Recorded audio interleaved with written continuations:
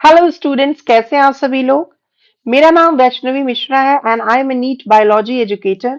Okay, I have 8+ years of experience in teaching. I have worked with all the top most NEET you can say based organizations and produced several ranks also. है ना। मेरा YouTube पे मकसद है कि मैं पूरी biology को आपको अच्छे से समझा सकूं, पढ़ा सकूं और आपका भी एक अच्छा रैंक जो है वो प्रोड्यूस करवाने में हेल्प कर सकूं। है ना। मेरा जो फोकस होगा वो एक एक लाइन होगा एनसीईआरटी का, एक एक कॉन्सेप्ट पे क्लैरिटी होगी और उसके साथ साथ जो एमसीक्यूज हैं जिसके आने के चांसेस हैं वो सब चीज होगा। तो इस चैनल के थ्रू आपको सब चीज मिलेगा जो कि नीट के लिए आपको जरूरत है। इवन जो बोर्ड के लिए पढ़ रहे हैं उनको भी इस चैनल से बहुत ज्यादा हेल्प मिलने वाली है। बट मैक्सिमम जो मेरा फोकस होगा, मोस्ट जो मेरा फोकस होगा, that is NEET based. Understood. So I have already completed the chapters like human reproduction in detail, and I have uploaded it on my YouTube channel. You can go and watch. My channel is Bio by Viddu, as you can see. उसके अलावा excretion जो chapter है जिसमें बच्चों को confusion होता है वो भी मैंने ऑलरेडी अपलोड कर दिया है यूट्यूब पे, तो आप उसको भी जाकर देख सकते हैं। आज फिर से मैंने एक बहुत इंपॉर्टेंट चैप्टर उठाया है, that is biotechnology principle and process. Biotechnology के दो चैप्टर्स हैं, एक प्रिंसिपल और दूसरा एप्लीकेशन। और ये दो चैप्टर से मैक्सिमम क्वेश्चंस जो हैं आजकल पूछे जा रहे हैं नीट में। है ना। बेसिकली 9 से 10 क्वेश्चंस भी इससे पूछे जाते हैं।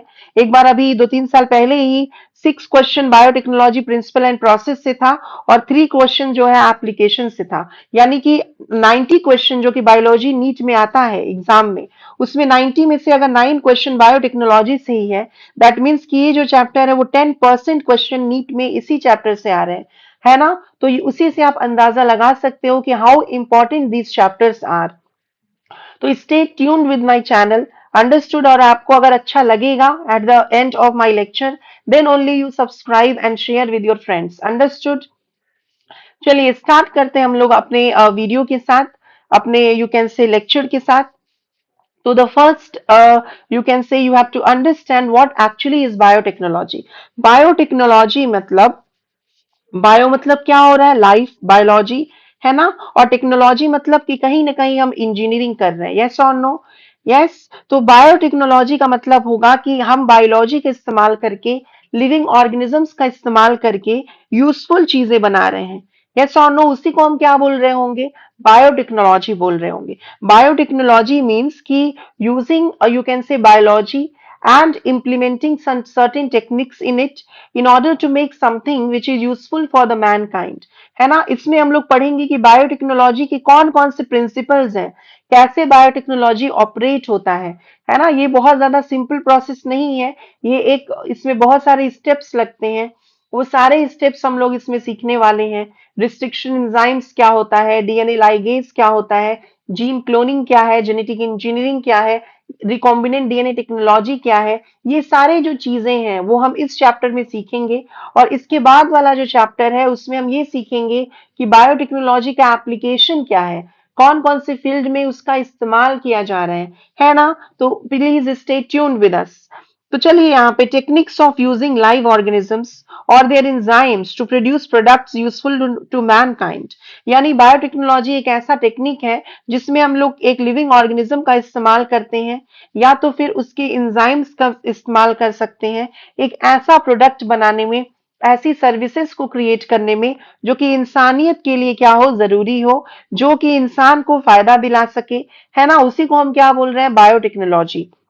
और बायोटेक्नोलॉजी कई सालों से हम इस्तेमाल करते हुए आ रहे हैं। यस और नो। फादर ऑफ बायोटेक्नोलॉजी कौन है, कैरोले इरेके। कैरोले इरेके को हम रिगार्ड करते हैं फादर ऑफ बायोटेक्नोलॉजी। इन्होंने 1919 में क्वाइन भी किया था टर्म बायोटेक्नोलॉजी को। वहीं पे फादर ऑफ जेनेटिक इंजीनियरिंग की अगर हम बात करें तो father of genetic engineering is Paul Berg. Understood और नॉट। अब हम लोग पढ़ते हैं जो बायोटेक्नोलॉजी है वो दो प्रकार का होता है, वन इज क्लासिकल या यू कैन से ओल्ड बायोटेक्नोलॉजी, और दूसरा जो बायोटेक्नोलॉजी है वो है आपका मॉडर्न बायोटेक्नोलॉजी। अंडरस्टूड। तो जो क्लासिकल या ओल्ड बायोटेक्नोलॉजी है वो कई साल पुराना है। अंडरस्टूड। कई साल पुराना है। जैसे कि आपको मालूम है कि हम लोग कर्ड बनाते हैं, तो कर्ड बनाने में भी इस्तेमाल करते हैं हम लोग किसका, माइक्रोब्स का। यस और नो। देखिए यहाँ पे ब्रेड बनाते हैं, उसमें भी माइक्रो ऑर्गेनिज्म का यूज होता है। जैसे कर्ड बनाने में we are using Lactobacillus. Bread या अल्कोहल बनाने में we are using the yeast Saccharomyces cerevisiae. Penicillin बनाने में which is an antibiotic we are using Penicillium notatum, Penicillium chrysogenum etcetera. Vinegar में एसिटोबैक्टर एसिटी यूज कर रहे हैं। एक चीज होता है जिसको स्विस चीज बोलते हैं, उसमें प्रोपेनियोबैक्टीरियम शर्मैनी का इस्तेमाल कर रहे होते हैं। तो बेसिकली ये जो आपका क्लासिकल या ओल्ड बायोटेक्नोलॉजी है, we are using this biotechnology from time immemorial, है ना, कई सालों से कई वर्षों से हम इस बायोटेक्नोलॉजी का इस्तेमाल कर रहे हैं। आप लोग गांव में भी देखते हो कि जो फीमेल्स हैं, है ना, वो कर्ड बना रही होती हैं, शहर में भी कर्ड बना रही होती हैं। तो वो क्या है एक्चुअली में, दैट इज बायोटेक्नोलॉजी ओनली। लेकिन उस बायोटेक्नोलॉजी में we are not concerned about a particular gene of an organism, rather we are actually concerned about the complete organisms, है ना। ऐसा तो नहीं है कि दही बना जब आप दही बना रहे होते हो, कर्ड बना रहे होते हो, योगर्ट बना रहे होते हो, तो ऐसा तो नहीं है कि आप लैक्टोबैसिलस का जीन निकाल के उसमें डाल रहे होते हो दूध में। नहीं, बिल्कुल भी नहीं। हम लोग पूरा का पूरा कर्ड जो है वो as a starter, as a inoculum use करते हैं, है ना, जिसमें कि पूरा का पूरा ऑर्गेनिज्म होगा, पूरा का पूरा लैक्टोबैसिलस होगा, यस, टू मेक कर्ड। तो क्लासिकल या ओल्ड बायोटेक्नोलॉजी है जो वो ट्रेडिशनल है, उसमें हम पूरा का पूरा जो माइक्रो ऑर्गेनिज्म है उसका इस्तेमाल कर रहे हैं। क्या करने में इस्तेमाल कर रहे हैं, प्रोडक्ट्स बनाने में इस्तेमाल कर रहे हैं। इसमें हम कोई जेनेटिक इंजीनियरिंग, जीन मैनिपुलेशन नहीं कर रहे हैं, है ना, किसी भी जीन के में इंटरफेरेंस नहीं कर रहे हैं, छेड़छाड़ नहीं कर रहे हैं, और नेचुरल माइक्रो ऑर्गेनिज्म का इसमें इस्तेमाल कर रहे हैं। यस और नो, समझ में आ गया कि नहीं। लेकिन जो मॉडर्न बायोटेक्नोलॉजी है, ये जो मॉडर्न बायोटेक्नोलॉजी है, this is different, understood from the, you can से, एंशियंट बायोटेक्नोलॉजी। इससे जो मॉडर्न बायोटेक्नोलॉजी है वो क्या है, डिफरेंट है। इसमें क्या कर रहे हैं हम लोग कि माइक्रो ऑर्गेनिज्म का कंप्लीट यूज नहीं कर रहे हैं, है ना, उस पर्टिकुलर माइक्रो ऑर्गेनिज्म के किसी जीन में हम इंटरेस्टेड हैं। हो सकता है उस जीन का कोई काम हो। आप सबको मालूम है कि जो जीन है वो क्या होता है, gene is a segment of DNA, है ना, which actually codes for a protein और अ पॉलीपेप्टाइड। जीन का क्या काम होता है, जब जीन अपने आप को एक्सप्रेस करता है, जब जीन एक्सप्रेशन होता है, तो जो इंफॉर्मेशन जीन के अंदर स्टोर होता है, it gets converted into a protein. Yes और no, that only is known as gene expression. तो in case of modern biotechnology, we are actually concerned about a particular gene of an organism, जिसको हम gene of interest या GOI के नाम से जानते हैं। यस और नो, और पूरे ऑर्गेनिज्म में we are not interested. Yes, तो इसमें हम लोग जेनेटिक मैनिपुलेशन करते हैं, है ना, रिकॉम्बिनेंट डीएनए टेक्नोलॉजी, जिसका शॉर्ट फॉर्म है आरडीटी, यूज कर रहे हैं। Gene cloning, genetic engineering, tissue culture, इन सब चीजों का इस्तेमाल कर रहे होते हैं। तो in case of modern biotechnology, we are not using the complete organism, we are only, you can say, concerned about genetic manipulation, है ना, and we are only concerned about gene of interest या particular gene of an organism। समझ में आ गया। जैसे genetically modified crops आपने बनाया, है ना, पेस्ट रेजिस्टेंट कॉटन हम लोग पढ़ेंगे आगे, बीटी कॉटन बनाया गया, उसमें हम लोग एक पर्टिकुलर जीन से इंटरेस्टेड हैं। डीएनए वैक्सीन बनाया जाता है। What actually is DNA vaccine, DNA vaccine में क्या हो रहा है कि there is a segment of DNA, है ना, डीएनए का एक पर्टिकुलर सेगमेंट है, उसको वैक्सीन के रूप में इंसान के मसल्स में या दूसरे सेल्स में हम इंजेक्ट कर सकते हैं। तो जब सेल के अंदर, है ना, डीएनए का वो जो सेगमेंट जाएगा, तो वो क्या करेगा, वो एक उसके अंदर एक एंटीजन के जैसा होगा, है ना, उसमें जो सेगमेंट ऑफ डीएनए है उसमें एंटीजन होगा। तो वो जब शरीर के अंदर जाएगा तो हमारे इम्यून सिस्टम को इवोक कर देगा, हमारे इम्यून सिस्टम को वो ट्रिगर कर देगा, इम्यून सिस्टम अलर्ट हो जाएंगे। इम्यून सिस्टम अलर्ट होंगे तो एंटीबॉडीज बनेगा, और एंटीबॉडीज बनेगा और उसका मेमोरी जो है वो हमारे इम्यून सिस्टम जो है वो स्टोर करके हमारे बॉडी में रख लेंगे, ताकि जब रियल इनकाउंटर हो उस एंटीजन का, तो उससे क्या कर सके, उसको वो मार सके। समझ में आ रहा है कि नहीं आ रहा है। तो डीएनए वैक्सीन जो है वो भी बायोटेक्नोलॉजी की वजह से ही पॉसिबल हुई है, जो कि कोविड 19 में भी इस्तेमाल की गई थी। उसके अलावा जीन थेरेपी, है ना, जीन थेरेपी यानी कि यू कैन से किसी, यू कैन से, डिफेक्टिव जीन को हम लोग करेक्टिव जीन से रिप्लेस कर सकते हैं, उसको हम जीन थेरेपी बोलते हैं, जो हम लोग एप्लीकेशन ऑफ बायोटेक्नोलॉजी में पढ़ने वाले हैं। फिर आपने जब रिप्रोडक्टिव हेल्थ पढ़ा होगा तो उसमें आपने इन विट्रो फर्टिलाइजेशन पढ़ा होगा, that is also possible because of biotechnology. उसके अलावा ह्यूमन का जो इंसुलिन है ना, it is made using biotechnology by a company जिसका नाम था इली लिली कंपनी। 1983 में ह्यूमन इंसुलिन उसने बनाया, अंडरस्टूड, उसमें भी उसने बायोटेक्नोलॉजी का इस्तेमाल किया। कैसे इस्तेमाल हुआ ये सब चीजें मैं आपको बताऊंगी। इंसुलिन जो है it is use to treat the patients who are sufferers of diabetes mellitus, जिसको शुगर की बीमारी होती है उसको इंसुलिन का इंजेक्शन दिया जाता है, यस और नो। लेकिन इंसुलिन पहले जो है वो कैटल से लिया जाता था, काऊ से ले सकते थे, पिग से ले सकते थे। काऊ वाले इंसुलिन को हम बोलते थे बेसिकली वोवीन, या फिर यू कैन से अगर हम पिग से ले रहे हैं तो पोर्काइन इंसुलिन बोलते हैं, है ना। अगर काऊ से ले रहे हैं तो बोवाइन इंसुलिन बोलते हैं। लेकिन उससे एलर्जीज हो जाती थी, इसीलिए अब ह्यूमन इंसुलिन का ही इस्तेमाल किया जा रहा है, अंडरस्टूड। उसके अलावा बायोलुमिनिसेंट ट्रीज बना सकते हैं हम लोग। कैसे? तो आप लोग को पता है ना, जुगनू, जुगनू सबको मालूम होगा। फायर फ्लाई, फायर फ्लाई का नाम सुने हो ना, एक इंसेक्ट है जिसको जुगनू बोलते हैं। फायर फ्लाई के अंदर एक सबस्ट्रेट होता है जिसको लूसीफेरिन सबस्ट्रेट बोलते हैं। उस सबस्ट्रेट के ऊपर जब एक एंजाइम लगता है, लूसीफेरेज एंजाइम, तो ये जो सबस्ट्रेट है, लूसीफेरिन सबस्ट्रेट, वो और एटीपी और ऑक्सीजन, है ना, यस और नो, लूसीफेरेज एंजाइम जो है वो क्या करता है, लूसीफेरिन सबस्ट्रेट को, एटीपी को और ऑक्सीजन को कन्वर्ट कर देता है किसमें, लाइट में। जिसकी वजह से जो जुगनू है, जो फायर फ्लाई है, वो बायोलुमिनिसेंस शो करता है, इमिट करता है लाइट। इज दिस क्लियर और नॉट? और ये जो टेक्निक है ये हम लोगों ने प्लांट्स में भी इस्तेमाल किया है, स्पेशली ऑर्नामेंटल प्लांट्स में। और उसको एज ए स्ट्रीट लाइट हम लोग यूज कर सकते हैं। तो प्लांट्स जो है वो तो ऑर्नामेंट्स के काम में आएगा ही आएगा, उसके साथ साथ वो खुद से इमिट करेगा लाइट। तो that plant can be used as a street light. Are you understanding? ऐसे कई कंट्रीज में किए भी गए हैं। उसके अलावा बुलेट प्रूफ जैकेट बनाया गया है स्पाइडर के वेब से। और इस स्पाइडर का जो वेब है ना, इससे सर्जिकल सूचर्स भी हम लोग बना सकते हैं। सर्जरी जब करते हैं, जैसे मान लो पेट कट किया, तो पेट जब डॉक्टर कट करेंगे तो बाद में उसको सीलेंगे भी, तो उस पे सूचर्स भी तो लगाएंगे, उस पे सीलेंगे भी। तो उस सर्जिकल सूचर के लिए या बुलेट प्रूफ जैकेट के लिए जो स्पाइडर के पास वेब होता है ना, जो स्पाइडर का वेब होता है वो बहुत स्ट्रांग होता है, सिल्क फाइबर्स बोलते हैं उसको बेसिकली, है ना। वो जो फाइबर्स होते हैं silk fibres, they are thin and very strong.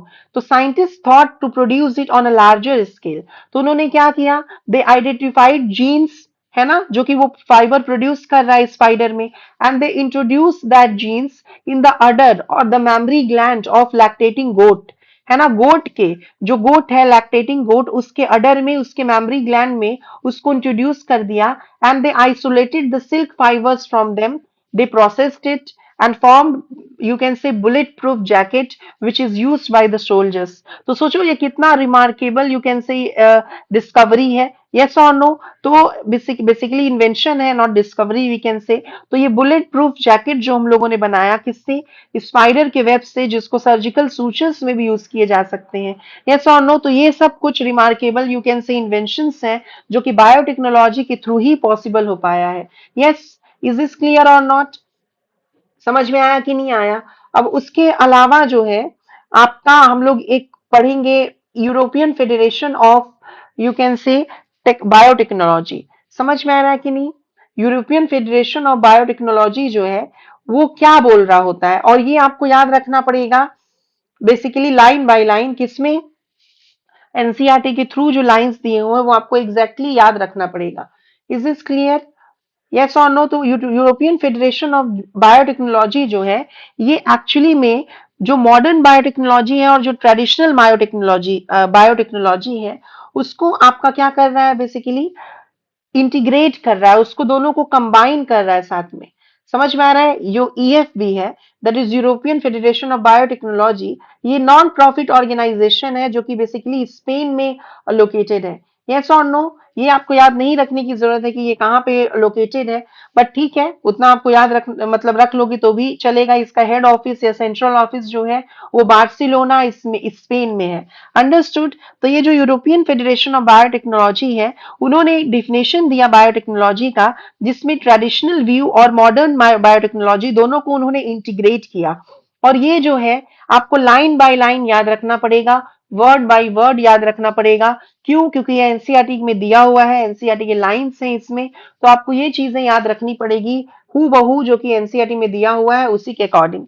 तो ईएफबी के अकॉर्डिंग क्या बताया गया कि जो बायोटेक्नोलॉजी है, इट इज द इंटीग्रेशन, यानी ये इंटीग्रेट कर रहा है, मिला रहा है किसको? नेचुरल साइंस को, ऑर्गेनिजम्स, उनके cells, parts and molecular analogues, क्या करने के लिए? प्रोडक्ट्स और सर्विसेज देने के लिए, जो कि मैन काइंड के लिए, ह्यूमंस के लिए बेनिफिशियल हो सके। समझ में आ रहा है कि नहीं? देखो ये तो लिख दिया, उसका क्या एक्सप्लेनेशन होगा? तो let's see the explanation of that. ये बोलना चाह रहा है कि हम लोग लिविंग थिंग्स का इस्तेमाल करें, है ना। नेचुरल साइंस मतलब क्या हो गया यहाँ पे? नेचुरल साइंस मतलब हो गया आपका बायोलॉजी, है ना, केमिस्ट्री, जो भी आपका है और भी जो चीजें हैं उसको मिलाया गया यहाँ पर। समझ में आ रहा है कि नहीं? उसके अलावा जो आपका ऑर्गेनिजम्स है, ऑर्गेनिजम्स में इसमें कौन से आ जाएंगे? इसमें ऑर्गेनिज्म में आपका बैक्टीरिया आ सकता है ना, उसके अलावा ईस्ट आ सकता है, अदर माइक्रोब्स भी आ सकते हैं। सेल्स या पार्ट्स में कौन आ जाएंगे? उस बैक्टीरिया के एंजाइम्स आ सकते हैं। यस और नो, किसी कोई पर्टिकुलर सेल्स आ सकता है, वो हम लोग यूज कर सकते हैं। उसके कुछ मॉलिक्यूलर फॉर्म यूज कर सकते हैं। क्या करने के लिए? प्रोडक्ट्स और सर्विसेज बनाने के लिए। कौन से प्रोडक्ट और सर्विस बन सकता है? जैसे वैक्सीन बन सकता है, इंजाइम्स बन सकता है, एंटीबायोटिक्स बन सकता है। यस और नो, तो ये सब जो प्रोडक्ट्स और सर्विसेज हैं, ये सब हम बना सकते हैं किसका इस्तेमाल करके? बायोटेक्नोलॉजी का इस्तेमाल करके। तो यूरोपियन फेडरेशन ऑफ बायोटेक्नोलॉजी के अकॉर्डिंग ये जो बायोटेक्नोलॉजी है, it is the integration of natural science, जिसमें हम लोग यूज कर रहे हैं बायोलॉजी और भी जो साइंस के सब्जेक्ट्स है उसका। उसके बाद हम लोग ऑर्गेनिज्म का इस्तेमाल कर रहे हैं, प्लांट्स, एनिमल्स, बैक्टीरिया यूज कर रहे हैं, साइंस अप्लाई कर रहे हैं, उनके सेल्स और पार्ट्स को यूज कर रहे हैं, मॉलिक्यूलर फॉर्म्स को यूज कर रहे हैं। क्या करने के लिए? प्रोडक्ट और सर्विस बनाने के लिए। इज दिस क्लियर और नॉट? यहां तक चीजें समझ में आई होंगी है आपको, कैसे प्रोडक्ट और सर्विस बनाएंगे which is useful for the Mankind. Is this clear? तो ये जो चीजें हैं आपको समझ में आ गई होंगी। अब जो चीजें हैं मैं कुछ लिख कर लाई थी, अब बाकी जो चीजें हैं मैं यहाँ पर लिखूंगी। तो नाउ अकॉर्डिंग टू एनसीईआरटी हम लोग चलेंगे, लेकिन पहले थोड़ी थोड़ी चीजें हम लोग देते हैं। अगर हम लोग बात करें डिस्कवरी के बारे में, अगर कुछ चीजें हम लोगों को पता होना चाहिए, है ना, जैसे कि अगर हम लोग बात करें कुछ साइंटिस्ट के नाम हमें याद रखना होगा। जैसे अभी जस्ट देखा कि फादर ऑफ बायोटेक्नोलॉजी कौन है, तो फादर जो है बायोटेक्नोलॉजी का, ये कैरोले इरेके है, या कार्ल इरेके भी बोलते हैं। यस और नो? टेक्नोलॉजी, ये कौन हो गया आपका? कार्ल इरेके या कैरोले इरेके। इन्होंने ही टर्म दिया था क्या? बायोटेक्नोलॉजी, कॉइन किया था वर्ड 1919 में। उसके अलावा जो फादर है किसके? जेनेटिक इंजीनियरिंग के।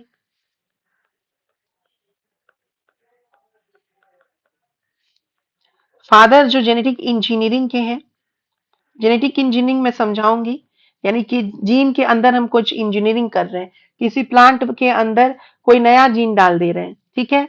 तो वो जो प्लांट है वो कोई एक्स्ट्रा जीन अगर कैरी करने लगे, है ना, उसको जेनेटिक इंजीनियरिंग बोलेंगे, जो हम लोग अभी अच्छे से एक्सप्लेन करेंगे। ये कौन है? Paul Berg. He is regarded as father of genetic engineering. Understood. उसके अलावा अगर हम लोग बात करें तो who discovered, you can say, restriction enzymes. Restriction enzymes क्या होता है? हम लोग अभी पढ़ेंगे रिस्ट्रिक्शन एंजाइम्स के बारे में।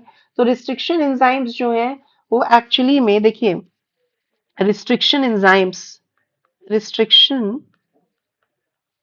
एंजाइम्स बेसिकली कौन? रिस्ट्रिक्शन एंडोन्यूक्लियस, ठीक है, restriction endonuclease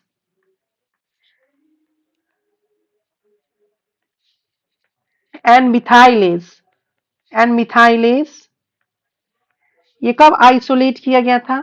it was isolated in 1963। समझ में आ गया? ये आपका एनसीईआरटी में लिखा हुआ है। यस, वो कब आइसोलेट किया गया था? 1963 में। न्यूक्लियस का मतलब होता है है ना, न्यूक्लिक एसिड को क्लीव करने वाला, तोड़ने वाला एंजाइम, जैसे डीएनएज, आरएनएज, उसको न्यूक्लियस बोलते हैं। और एंडोन्यूक्लियस का मतलब है कि जो न्यूक्लिक एसिड को बीच में से क्लीव करे, बीच में से कट करे, उसको एंडोन्यूक्लियस बोलते हैं। है ना, रिस्ट्रिक्शन वर्ड क्यों यूज कर रहे हैं, जब हम लोग इसके बारे में एक अलग से टॉपिक पढ़ेंगे तब मैं आपको ये चीज बताऊंगी। तो रिस्ट्रिक्शन एंडोन्यूक्लियस जो है वो एक कट लगाता है, वो एक सीजर के जैसा काम करता है। समझ में आ रहा है कि नहीं? इसीलिए जो रिस्ट्रिक्शन एंडोन्यूक्लियस है उसको हम लोग मॉलिक्यूलर सीजर बोलते हैं, या उसको आप मॉलिक्यूलर नाइफ भी बोल सकते हो, या आप मॉलिक्यूलर स्कैल्पेल भी बोल सकते हैं। समझ में आ रहा है कि नहीं? तो who is known as molecular scissor, knife और scalpel? It is the restriction enzymes. और उसको एक्चुअली में कौन डिस्कवर किया था? It was discovered by 3 scientist. इसमें कंट्रीब्यूशन जो है रिस्ट्रिक्शन एंजाइम्स के डिस्कवरी में, उसमें 3 साइंटिस्ट का है। वर्नर आर्बर, है ना, Hamilton O Smith and Daniel Nathans. 3 लोगों ने इसमें कंट्रीब्यूट किया था। तो उन तीनों का नाम लिखना वर्थ इट है। तो वन इज वर्नर आर्बर। समझ में आया? इन्होंने एक्चुअली फेनोमेना डिस्कवर किया था, है ना, मॉडिफिकेशन किया था बैक्टीरिया में, और टाइप 1 जो रिस्ट्रिक्शन एंजाइम्स उसको आइडेंटिफाई किया था। ठीक, उसके अलावा जो आपका मेन कंट्रीब्यूशन आता है वो है हैमिल्टन ओ स्मिथ का। यस, इन्होंने क्या किया था, इन्होंने आइसोलेट किया था, है ना, he isolated the first type 2 restriction enzyme. इन्होंने क्या किया था, he isolated the first type 2 restriction enzyme. 2 प्रकार के होते हैं, टाइप 1, टाइप 2। ये क्या है मैं आपको आगे समझाऊंगी, है ना, जैसे जैसे लेक्चर आगे बढ़ते जाएगा। टाइप 2 रिस्ट्रिक्शन एंजाइम, और सबसे पहला जो रिस्ट्रिक्शन एंजाइम था वो कहां से ऑब्टेन किया गया, वो कौन था? वो था हिंद 2। हिंद 2 का क्या मतलब होता है, इस ये भी हम लोग समझेंगे। और ये कहां से आइसोलेट हुआ था? It was isolated from Haemophilus इन्फ्लुएंसी।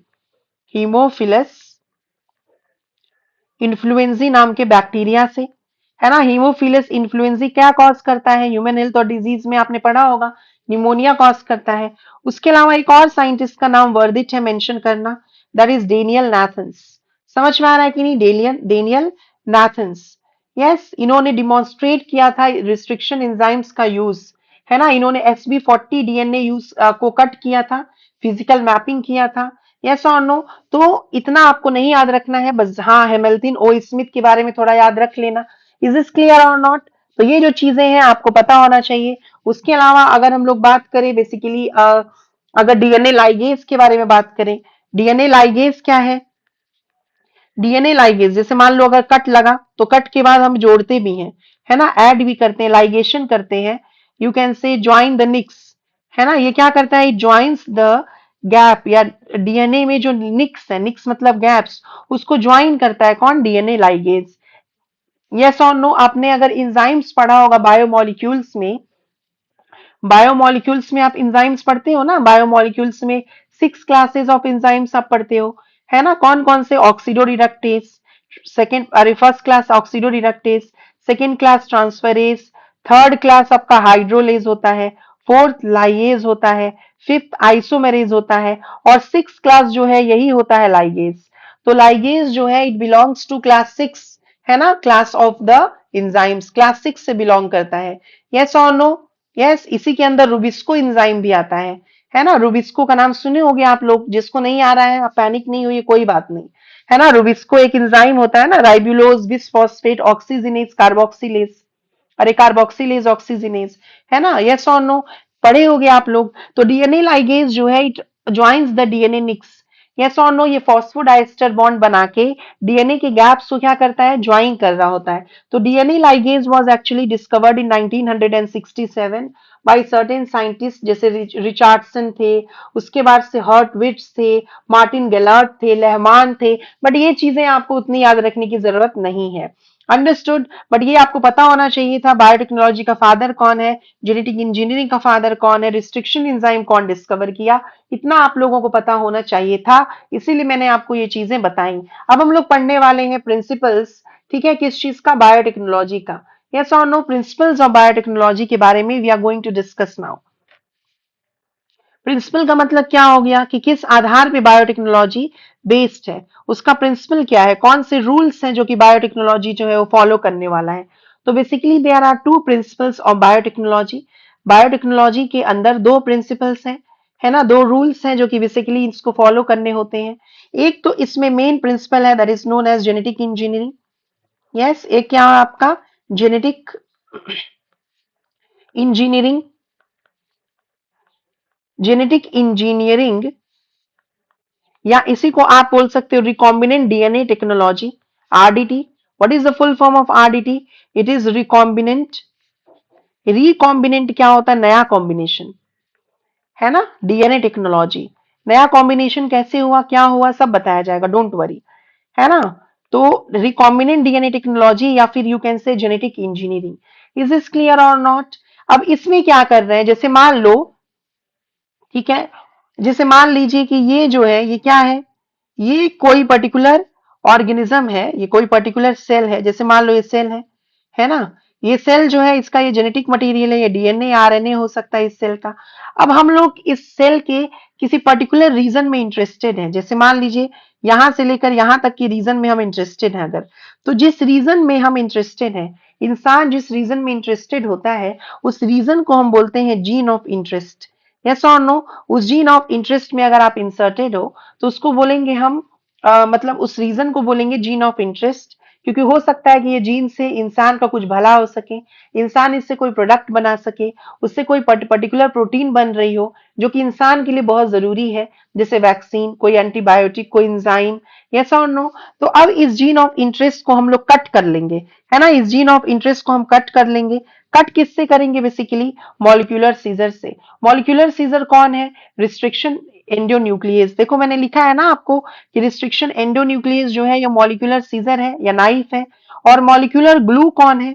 Molecular glue या गम कौन होगा? DNA ligase. ये क्या होगा बच्चों? This is regarded as molecular gum या मॉलिक्यूलर ग्लू। यस और नो? ये क्या कर रहा है? चिपकाने के लिए काम कर रहा है। तो डीएनए लाइगेज को मॉलिक्यूलर ग्लू के नाम से जान सकते हैं, और डीएनए अरे सॉरी रिस्ट्रिक्शन एंजाइम्स को या रिस्ट्रिक्शन एंडोन्यूक्लियस को मॉलिक्यूलर सीजर के नाम से जान सकते हैं। तो इसको हम लोग कट लगा लिए इसके डीएनए को, और ये जो पर्टिकुलर सेगमेंट है डीएनए का, है ना, इस particular segment of the DNA को अगर हम लोग ट्रांसफर कर रहे हैं किसमें, किसी होस्ट में, है ना, इसको ट्रांसफर कर रहे हैं इन होस्ट। होस्ट में कैसे ट्रांसफर करेंगे? इतना इजीली नहीं ट्रांसफर कर देंगे कि डीएनए को कट लगा के होस्ट में डायरेक्टली ट्रांसफर कर दिए, ऐसा नहीं होता। हम लोग इसमें वेक्टर का इस्तेमाल करते हैं, जो कि मैं अभी आपको आगे समझाने वाली हूँ। पहले आप सिंपल सिंपल लैंग्वेज में समझो। जैसे मान लीजिए ये होस्ट है ना, ये क्या है? This is a Escherichia coli. Yes और नो? ई कोलाई बैक्टीरिया है, रॉड शेप्ड एक्चुअली, है ना। मान लीजिए ये ई कोलाई बैक्टीरिया है। Is is clear? ये ई कोलाई बैक्टीरिया हो गई। अब ई कोलाई बैक्टीरिया के अंदर हम लोगों ने इस जीन को क्या कर दिया? ट्रांसफर कर दिया।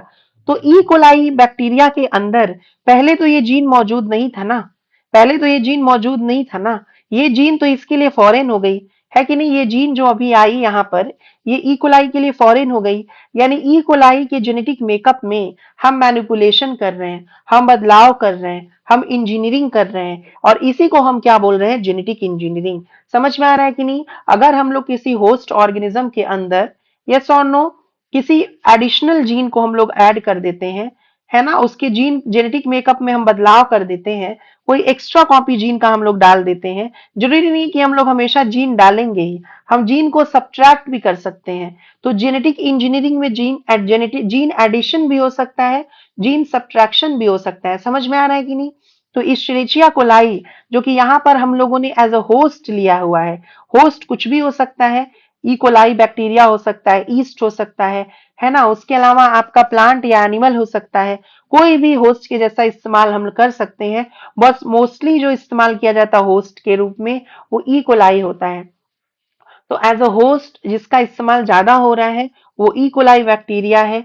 क्यों? क्योंकि इसका जो लाइफ स्पैन है वो बहुत कम है, 20 मिनट्स का इसका लाइफ स्पैन है। तो वो जो भी प्रोडक्ट्स है वो बहुत जल्दी जल्दी देगी, है ना। प्रोडक्ट्स जो है वो अपने लाइफ स्पैन बहुत कम है, तो भाई बहुत जल्दी जल्दी प्रोडक्ट देगी। उसके अलावा it is easy to use, इसको यूज करना बहुत इजी है, वो किसी भी कल्चर मीडियम में इजिली ग्रो कर जाती है।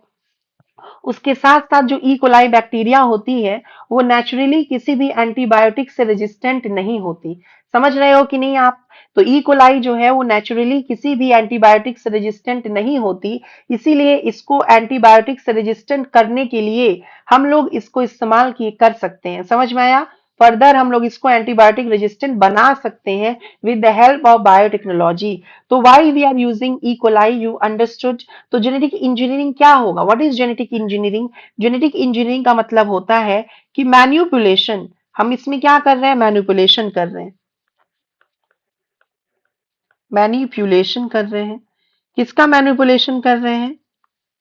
Of genetic material. है ना? जेनेटिक मटेरियल क्या हो सकता है? DNA, RNA. यस और नो? उसी को हम क्या बोल रहे हैं? बेसिकली जेनेटिक मटेरियल बोल रहे हैं। क्या, क्यों मैनिपुलेशन करा जेनेटिक मटेरियल का? टू ऑल्टर, ऑल्टर मतलब चेंज करना। यस और नो? द कैरेक्टरिस्टिक्स, कैरेक्टरिस्टिक्स या यू कैन से केमिस्ट्री, ताकि जो फिनोटाइप है ना, फिनोटाइप चेंज हो जाएगा। यस और नो? फिनोटाइप जो है, फिनोटाइप मतलब क्या होता है? एक्सटर्नल जो फीचर है ना, उसमें बदलाव आना। तो पहले जीनोटाइप में बदलाव आएगा, तभी तो फिनोटाइप में बदलाव आएगा। यस और नो? जैसे मान लो मैंने आपको बताया था कि बायोलुमिनिसेंट ट्री है, ये ट्री जो है ये बायोलुमिनिसेंट है और ये लाइट इमिट कर रहा है। इसमें क्या हो रहा है? जुगनू के जैसा ये लाइट इमिट कर रहा है। तो क्या नेचुरल ट्री जो है, जो आम का पेड़ एक मान लो, क्या वो आम का पेड़ जो है वो लाइट इमिट करता है? क्या उसमें जो है लाइट आती है? जाहिर सी बात है लाइट नहीं आती। तो हम लोगों ने क्या किया है? लूसिफेरेज एंजाइम, है ना, जुगनू से निकाला है। जुगनू मतलब फायर फ्लाई, उसका लूसिफेरेज एंजाइम निकाला है और उसको हम लोगों ने किसी प्लांट के इम्ब्रायो में डाल दिया है। और इस तरह से डाला है कि जब जीन्स अपने आप को, यू कैन, जब सेल्स अपने आप को डिवाइड करें तो उसके साथ साथ वो जीन भी उसका डिवाइड करते जाए। लूसिफेरेज एंजाइम को बनाने वाला कोई जीन होगा ना, उसी जीन को हम लोगों ने आइसोलेट किया है। कहां से? फायरफ्लाई से। अब उस जीन को हम लोगों ने प्लांट के इम्ब्रायो में डाल दिया। अब प्लांट का इम्ब्रायो जब के जो सेल्स हैं, जब वो डिवाइड करेंगे, तो सेल्स जब डिवाइड करेंगे तो जीन्स भी डिवाइड करेगा। जब जीन्स डिवाइड करेगा, अब जो, और बाद में जाकर जब जीन अपने आप को एक्सप्रेस करेगा, जब जीन एक्सप्रेशन होगा, तो जब जीन अपने आप को एक्सप्रेस करेगा तो क्या होगा? वो जो पर्टिकुलर जीन का इफेक्ट है, यानी कि बायोलुमिनिसेंस होना, लाइट इमिट करना, वो इफेक्ट इफेक्ट जो है हमें प्लांट के अंदर नजर आ जाएगा। और प्लांट जो है, जो जो पर्टिकुलर ट्री है, ये भी लाइट जो है वो इमिट करने लगेगा, ये बायोलुमिनिसेंस शो करने लगेगा। तो इसमें इस प्लांट का जो जेनेटिक मटेरियल है उसमें हमने मैनिपुलेशन किया है, उसके कैरेक्टरिस्टिक्स को, केमिस्ट्री को हमने चेंज किया है, ताकि उसका फिनोटाइप जो है वो चेंज हो सके। तो पहला जो प्रिंसिपल है बायोटेक्नोलॉजी का, वो होता है आपका जेनेटिक इंजीनियरिंग। अब दूसरा जो प्रिंसिपल है वो क्या हो जाएगा आपका? The second principle is bio process engineering, या केमिकल प्रोसेसिंग, या केमिकल इंजीनियरिंग भी बोल सकते हैं। समझ में आ रहा है कि नहीं? नेक्स्ट क्या हम लोग बोल सकते हैं? केमिकल या बायो प्रोसेस इंजीनियरिंग। ये हम लोगों ने भी, जब मैं भी अपना पोस्ट ग्रेजुएशन कर रही थी, तो बायो प्रोसेस इंजीनियरिंग का बहुत इस्तेमाल किया जा रहा था। क्योंकि देखिए क्या होता है ना, जैसे मान लो अब अगर आप किसी पर्टिकुलर माइक्रो ऑर्गेनिज्म के ऊपर काम कर रहे हो, है ना, अगर आप किसी पर्टिकुलर माइक्रो ऑर्गेनिज्म के ऊपर काम कर रहे हो, जैसे मैं काम करती थी डिक्टो स्टीलियम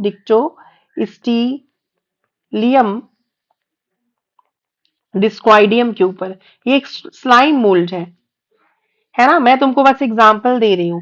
जैसे आप मान लो एक पर्टिकुलर ऑर्गेनिज्म के ऊपर काम कर रहे हो, डिक्टोस्टीलियम डिस्क्वाइडियम के ऊपर अगर कोई काम कर रहा है, तो लैबोरेटरी में तो आपको मालूम है कि भाई एयर में हर तरफ जो है माइक्रो ऑर्गेनिजम्स घूम रहे हैं। तो अगर आप सिर्फ डिक्टोस्टीलियम के ऊपर काम करना चाहते हो, तो क्या आप, पॉसिबल है कि सिर्फ डिक्टोस्टीलियम ही होगा एयर में? नहीं, बिल्कुल भी नहीं। है ना, डिक्टोस्टीलियम का तो आपने पोर बना के रखा हुआ है, लेकिन कोई और माइक्रो ऑर्गेनिज्म ग्रो नहीं कर जाए कल्चर मीडियम में, है ना। एक कल्चर मीडियम आप लोग प्रोड्यूस करते हो और उस कल्चर मीडियम में आप सिर्फ डिक्टोस्टीलियम को ही ग्रो करवाना चाहते हो, किसी और ऑर्गेनिज्म को आप ग्रो नहीं करवाना चाहते हो। तो अगर आप किसी और ऑर्गेनिज्म को ग्रो नहीं करवाना चाहते हो, तो you have to maintain an aseptic condition. आपको कैसा कंडीशन मेंटेन करना होगा? बताओ। Contamination free environmental condition maintain करना होगा। क्यों contamination free environmental condition maintain करना होगा? ताकि सिर्फ वही माइक्रो ऑर्गेनिज्म ग्रो कर सके, सिर्फ वही डिजायरेबल माइक्रो ऑर्गेनिजम्स ग्रो कर सके जो हम चाहते हैं, जिसमें हम वर्क करना चाहते हैं, सिर्फ वही माइक्रो ऑर्गेनिजम्स ग्रो कर सके, बाकी माइक्रो ऑर्गेनिजम्स ग्रो ना कर सके। तो केमिकल या बायो प्रोसेस इंजीनियरिंग का मतलब हुआ कि एक स्टेराइल इन्वायरमेंट बनाना, एक एसेप्टिक इन्वायरमेंट बनाना, ताकि सिर्फ वही माइक्रो ऑर्गेनिजम्स ग्रो कर सकें जो हम चाहते हैं, है ना, ताकि हम लार्ज अमाउंट में बायोटेक्नोलॉजिकल प्रोडक्ट्स को ऑब्टेन कर सकें। तो क्या हो गया इसका मतलब? स्टेराइल। स्टेराइल का मतलब क्या होता है? एसेप्टिक। और यू कैन से contamination free.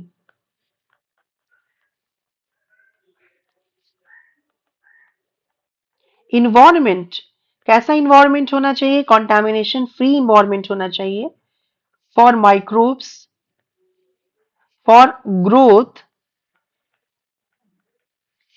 Of only desirable microbes, है ना, सिर्फ उसी माइक्रोब्स का ग्रोथ जो हम चाहते हैं, डिजायरेबल माइक्रोब्स। समझ में आ रहा है कि नहीं? For the growth of only desirable microbes. Is this clear? In large quantities. जो माइक्रोब्स हम नहीं चाहते हैं वो भी एयर में है, तो सिर्फ हम उसी माइक्रो ऑर्गेनिज्म का ग्रो करवाएं जो हम चाहते हैं, जो नहीं चाहते हैं उसका ग्रोथ ना हो, है ना। इन लार्ज क्वांटिटी क्या प्रोड्यूस करने के लिए? टू प्रोड्यूस बायोटेक्नोलॉजिकल प्रोडक्ट्स, जैसे वैक्सीन, है ना, एंटीबायोटिक्स, कुछ इंजाइम्स, ठीक है, कोई ड्रग, कोई हार्मोन, एटसेट्रा। समझ में आ रहा है? इसके लिए आप क्या यूज कर सकते हो, कैसे आप एसेप्टिक इन्वायरमेंट क्रिएट कर सकते हो? उसके लिए आप बहुत कुछ कर सकते हो, है ना। जैसे आप उसके लिए अपना हाथ जो है वो अल्कोहल से क्लीन कर सकते हो। ऑब्वियसली इसको डाइल्यूट किया जाता है अल्कोहल को। उसके बाद आप लैमिनार एयर फ्लो यूज कर सकते हो। एक इंस्ट्रूमेंट होता है लैमिनार एयर फ्लो, है ना। उसके अंदर मैं भी काम करती थी। उसके अलावा आप बर्नर का इस्तेमाल कर सकते हो, है ना। दो बर्नर के बीच में, एक बर्नर आपने इधर जलाया, एक बर्नर इधर जलाया, और आप बीच में अपना हाथ रख के यहाँ काम करोगे, ताकि बर्नर की वजह से माइक्रो ऑर्गेनिज्म वहां ग्रो नहीं कर पाए।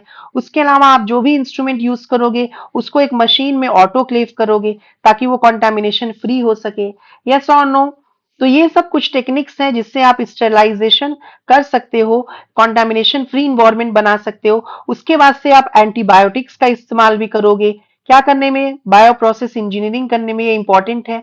तो एंटीबायोटिक्स जो है उसका इस्तेमाल भी किया जाता है बायो प्रोसेस इंजीनियरिंग में, एसेप्टिक इन्वायरमेंटल कंडीशंस बनाने में।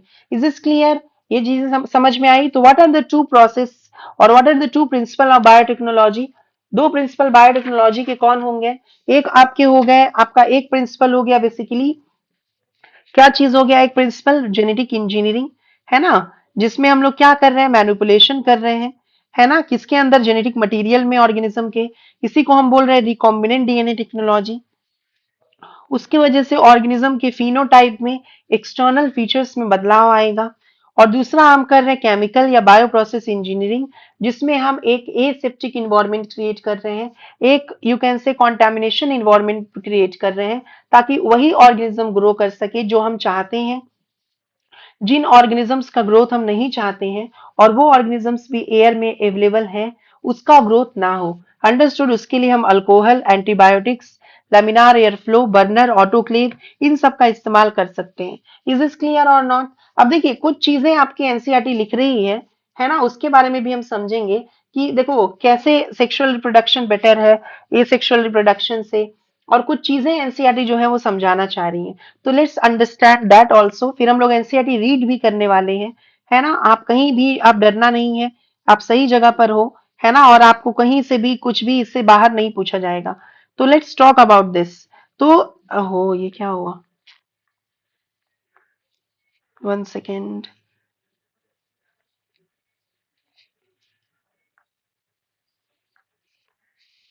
देखिए, पता नहीं ये क्या हो रहा है, चलो कोई नहीं, दूसरा ले लेते हैं। Sexual reproduction, you know, sexual reproduction is favorable under A sexual reproduction, है ना, ओवर ए sexual reproduction, sexual reproduction favoured है।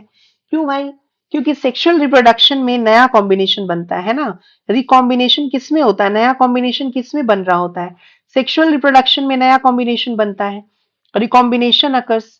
लेकिन ए सेक्सुअल रिप्रोडक्शन में आपका नया कॉम्बिनेशन नहीं बन रहा है ना। इसमें क्या हो रहा है? वेरिएशन अकर्स, एंड वेरिएशन जो है it is the raw material for evolution. Variation क्या है? Variation is the raw material for evolution. You know this? Yes और नो? यस। लेकिन अगर हम लोग बात करते हैं ए सेक्सुअल रिप्रोडक्शन के, अगर ए सेक्सुअल रिप्रोडक्शन की बात करें तो जनरली जो ए सेक्सुअल रिप्रोडक्शन है वो क्या होता है? वो यूनिपेरेंटल होता है ना। ये क्या होता है? यूनिपेरेंटल होता है, और इसमें कोई रिकॉम्बिनेशन नहीं होता है, इसमें कोई वेरिएशन नहीं हो रहा है, नो वेरिएशन, कोई बदलाव नहीं हो रहा है, तो इसका मतलब इवोल्यूशन नहीं होगा। उसके अलावा इसका क्या यू कैन से एडवांटेज है? ये प्रिजर्व कर देता है, क्या चीज? इस प्रिजर्व्स द जेनेटिक। यस और नो? ये क्या कर रहा है? बेसिकली जो जेनेटिक मेकअप है उसको प्रिजर्व कर रहा होता है। कौन? बेसिकली आपका ए सेक्सुअल रिप्रोडक्शन। इसमें जो जीन्स है या जो जेनेटिक मेकअप है वो जनरेशन टू जनरेशन क्या होगा? प्रिजर्व रहेगा। यस और नो? लेकिन इससे क्या होगा कि अगर कोई भी बदलाव आएगा, अगर कोई भी चेंज आएगा इन्वायरमेंट में, तो ए सेक्सुअल रिप्रोडक्शन वाले ऑर्गेनिजम्स उसको थ्राइव नहीं कर पाएंगे, सर्वाइव नहीं कर पाएंगे, अडाप्ट नहीं कर पाएंगे, एक्लिमेटाइज नहीं कर पाएंगे। वहीं पे अगर हम सेक्सुअल रिप्रोडक्शन की बात करें तो सेक्सुअल रिप्रोडक्शन जो है ये वेरिएशन परमिट कर रहा है, और वेरिएशन की वजह से ये जो सेक्सुअल रिप्रोडक्शन के ऑफ स्प्रिंग्स हैं they can better thrive in the changing environment. Yes और नो? You know this? ये क्या कर सकते हैं? दे बेटर सर्वाइव, और यू कैन से अडाप्ट या एक्लेमेटाइज इन चेंजिंग इन्वायरमेंट। ये चीजें आप सबको मालूम है कि जो चेंजिंग इन्वायरमेंट है उसमें सेक्सुअल रिप्रोडक्शन के जो ऑफ स्प्रिंग्स हैं वो ज्यादा बेहतर तरीके से, है ना, क्या कर सकेंगे? सरवाइव कर सकेंगे। Is is clear? वहीं पे जो ए सेक्सुअल रिप्रोडक्शन के ऑर्गेनिजम्स हैं वो नहीं सरवाइव कर पाएंगे। इज इज क्लियर और नॉट? यस। अब यहाँ पे एक और चीजें आपको पता होनी चाहिए कि जो ट्रेडिशनल हाइब्रिडाइजेशन की टेक्निक है ना। हाइब्रिडाइजेशन मतलब क्या होता है? गैमीट्स का फ्यूजन, जो कि प्लांट्स में भी हो सकता है, एनिमल्स में भी हो सकता है। जो ट्रेडिशनल हाइब्रिडाइजेशन की टेक्निक है उसमें हम लोग क्या कर रहे होते हैं बताइए? ट्रेडिशनल हाइब्रिडाइजेशन एक्सपेरिमेंट जो है वो क्यों करते हैं? For the improvement of plants and animals, है ना। एक वेराइटी को हम दूसरे से क्रॉस करते हैं ताकि नया कॉम्बिनेशन अचीव हो सके, है ना। बेटर क्वालिटी को हम इंफीरियर क्वालिटी के साथ यू कैन से क्रॉस कर सकते हैं ताकि उनका जो जीनोटाइप है उसमें बदलाव हो सके, और उसके वजह से जो फिनोटाइप है वो उसमें इंप्रूवमेंट हो सके। जैसे अगर हम लोग एग्जाम्पल लेके बात करें, है ना, एक हम लोग लेते हैं जैसे suppose this is plant A, है ना, और एक और प्लांट लेते हैं that is known as plant B. तो हम लोगों ने दो प्लांट लिए हैं, एक ए है और एक बी है। अब यहाँ पर जो प्लांट ए है, प्लांट ए का जो ईल्ड है वो अच्छा है ना, ये यानी कि इसकी उपज ज्यादा है, ये ज्यादा पैदावार दे रही है, इसकी ईल्ड ज्यादा है। लेकिन ये बहुत जल्दी डिजीज इसको हो जा रहा है, ये डिजीज से ससेप्टेबल है,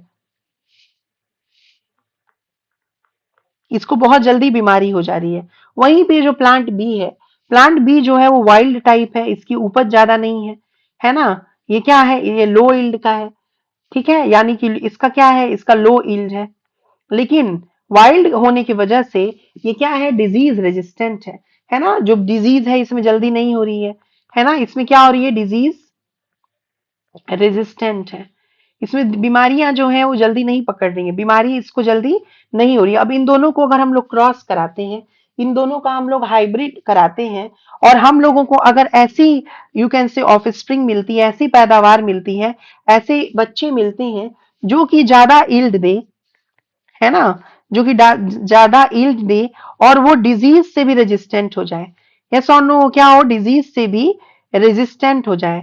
यस, यानी प्लांट ए का कोई कैरेक्टर यहाँ पे आ गया ऑफ स्प्रिंग में, और प्लांट बी का भी कैरेक्टर आ गया। प्लांट ए का कौन सा कैरेक्टर आया? High yield. और प्लांट बी का कौन कैरेक्टर आया? Disease resistant. अगर ये कैरेक्टर आता है तब हम लोग बोलते हैं कि ये जो है ये इम्प्रूव्ड ब्रीड है। इसको हम लोग क्या करेंगे? बोलेंगे कि ये इम्प्रूव्ड ब्रीड है, ये बेटर वेराइटी है ना, इट इज इम्प्रूव्ड ब्रीड और बेटर वेराइटी, यस और नो, दिस इज क्लियर और नॉट। लेकिन ऐसा जरूरी नहीं है कि हमेशा यही कॉम्बिनेशन आपको मिले, कभी कभी ये भी हो सकता है कि डिजीज ससेप्टिबल और वाइल्ड टाइप का कॉम्बिनेशन भी मिल जाए। तो क्या उस कंडीशन में आप इसको इम्प्रूव्ड ब्रीड बोलोगे? नहीं बोलोगे, है ना। तो जरूरी नहीं है कि हमेशा आपको हाई यील्ड, है ना, या फिर यू कैन से डिजीज रेजिस्टेंट का ही कॉम्बिनेशन मिले। कभी कभी आपको उल्टा कॉम्बिनेशन भी मिल सकता है। यानी कि जो हाइब्रिडाइजेशन टेक्निक्स हैं, इसमें हम लोग श्योर नहीं है कि हमारा रिजल्ट क्या आएगा, यस और नो। अगर ये कॉम्बिनेशन मिल गया डिजीज ससेप्टिबल और वाइल्ड टाइप, तब तो जो हमारा यू कैन से नया जो कॉम्बिनेशन मिलेगा दैट विल बी डेट्यूरेटिंग, है ना, यस और नो, वो और बेकार हो जाएगा। तो in case we can conclude that in hybridization experiment we are not sure about the result, yes or no। लेकिन यहीं पर अगर जेनेटिक इंजीनियरिंग वाला कॉन्सेप्ट लगाएं, लाइक जैसे कि अगर जीन जो कि डिजीज ससेप्टिबल है, the gene which is disease susceptible is replaced by the disease resistant gene of the plant A। Are you understanding? I am repeating. अगर हम लोग यहाँ पर जेनेटिक इंजीनियरिंग का कॉन्सेप्ट लगाएंगे, यानी कि जो जीन ससेप्टिबल है है ना, जो जीन है किसके लिए? डिजीज ससेप्टिबल के लिए। उस जीन को हम लोग अगर रिप्लेस कर दें किससे? डिजीज रेजिस्टेंट वाले जीन से, तो we are 100% sure that this will give a high yield and disease resistant plant. यानी उसमें हमें श्योरिटी मिलेगी कि yes we have a chance of only and only improvement and not of deterioration. समझ में आ रहा है कि नहीं? यहाँ पे डिजीज ससेप्टिबिलिटी के लिए कोई ना कोई जीन होगा ना। अगर इस जीन को हम लोग रिप्लेस कर दें किसके साथ? डिजीज रेजिस्टेंट वाले जीन के साथ, तो यहाँ पे हाई यील्ड तो हो जाएगा, उसके साथ साथ डिजीज रेजिस्टेंट का कैपेबिलिटी भी आ जाएगा। तो अब हम 100% श्योर हो जाएंगे कि हमें हाई यील्ड ही मिलेगी और डिजीज रेजिस्टेंट प्लांट ही मिलेगा। यानी we have a chance of improvement only now. Is this clear और नॉट क्लियर? ये बातें समझ में आई कि नहीं आई? तो in genetic engineering combinations are controlled by us, है ना, that which characters will be transformed. ठीक है, कौन सा कैरेक्टर ट्रांसफॉर्म होगा ये हम लोग तय करते हैं। लेकिन जो हाइब्रिडाइजेशन टेक्निक था ये रैंडम था, इसमें हम लोग श्योर नहीं थे कि कौन सा कॉम्बिनेशन बन जाएगा। I hope I am very clear. समझ में आ रहा है कि नहीं? I hope I am clear till now. इतनी बातें समझ में आ गई। तो जेनेटिक इंजीनियरिंग में हम लोग श्योर हैं कि कौन सा हमें कॉम्बिनेशन मिलने वाला है, क्या चीज बनने वाला है, इसके बारे में हम लोग श्योर हैं। लेकिन वहीं पर जो हमारा हाइब्रिडेशन टेक्नोलॉजी था उसमें हम लोग श्योर नहीं थे। आई होप मैं आपको जस्टिफाई कर पाई हूँ चीजों को। तो पहले हम लोग वहां तक एक बार पढ़ें क्या, या फिर एक ही साथ पढ़ते हैं? चलो एक ही साथ पढ़ेंगे, है ना, एक ही साथ पढ़ लेते हैं। चलो इतनी बातें समझ में आ गई। I hope you are writing the notes along with me only. मैंने आप लोगों को पहले भी बोला है कि मेरे साथ आप नोट्स लिखोगे तो फायदे में रहोगे। समझ में आ रहा है कि नहीं आ रहा है? अब हम लोग आगे क्या पढ़ने वाले हैं बेसिकली? अब आगे पढ़ने वाले हैं कि जीन क्लोनिंग कैसे करते हैं, how we are actually doing the gene cloning, है ना। नया पेज ले लिया है मैंने। अब देखो यहाँ पे हम लोग समझ लेंगे इस पेज में कि जीन क्लोनिंग कैसे करेंगे। देखो जीन क्लोनिंग, क्लोन मतलब क्या होता है? कई सारा कॉपी बनाना। जीन की अगर हम कई सारे कॉपी बनाते हैं उसी को तो बोलते हैं क्लोन करना, है ना, उसी को तो हम कहते हैं क्लोन करना। अब यहाँ पर देखिए जीन क्लोनिंग कैसे करेंगे हम। तो यहाँ पे मान लो कोई बैक्टीरिया है, समझ में आ रहा है कि नहीं? कोई बैक्टीरिया है, ठीक, ये मान लीजिए एक बैक्टीरिया है।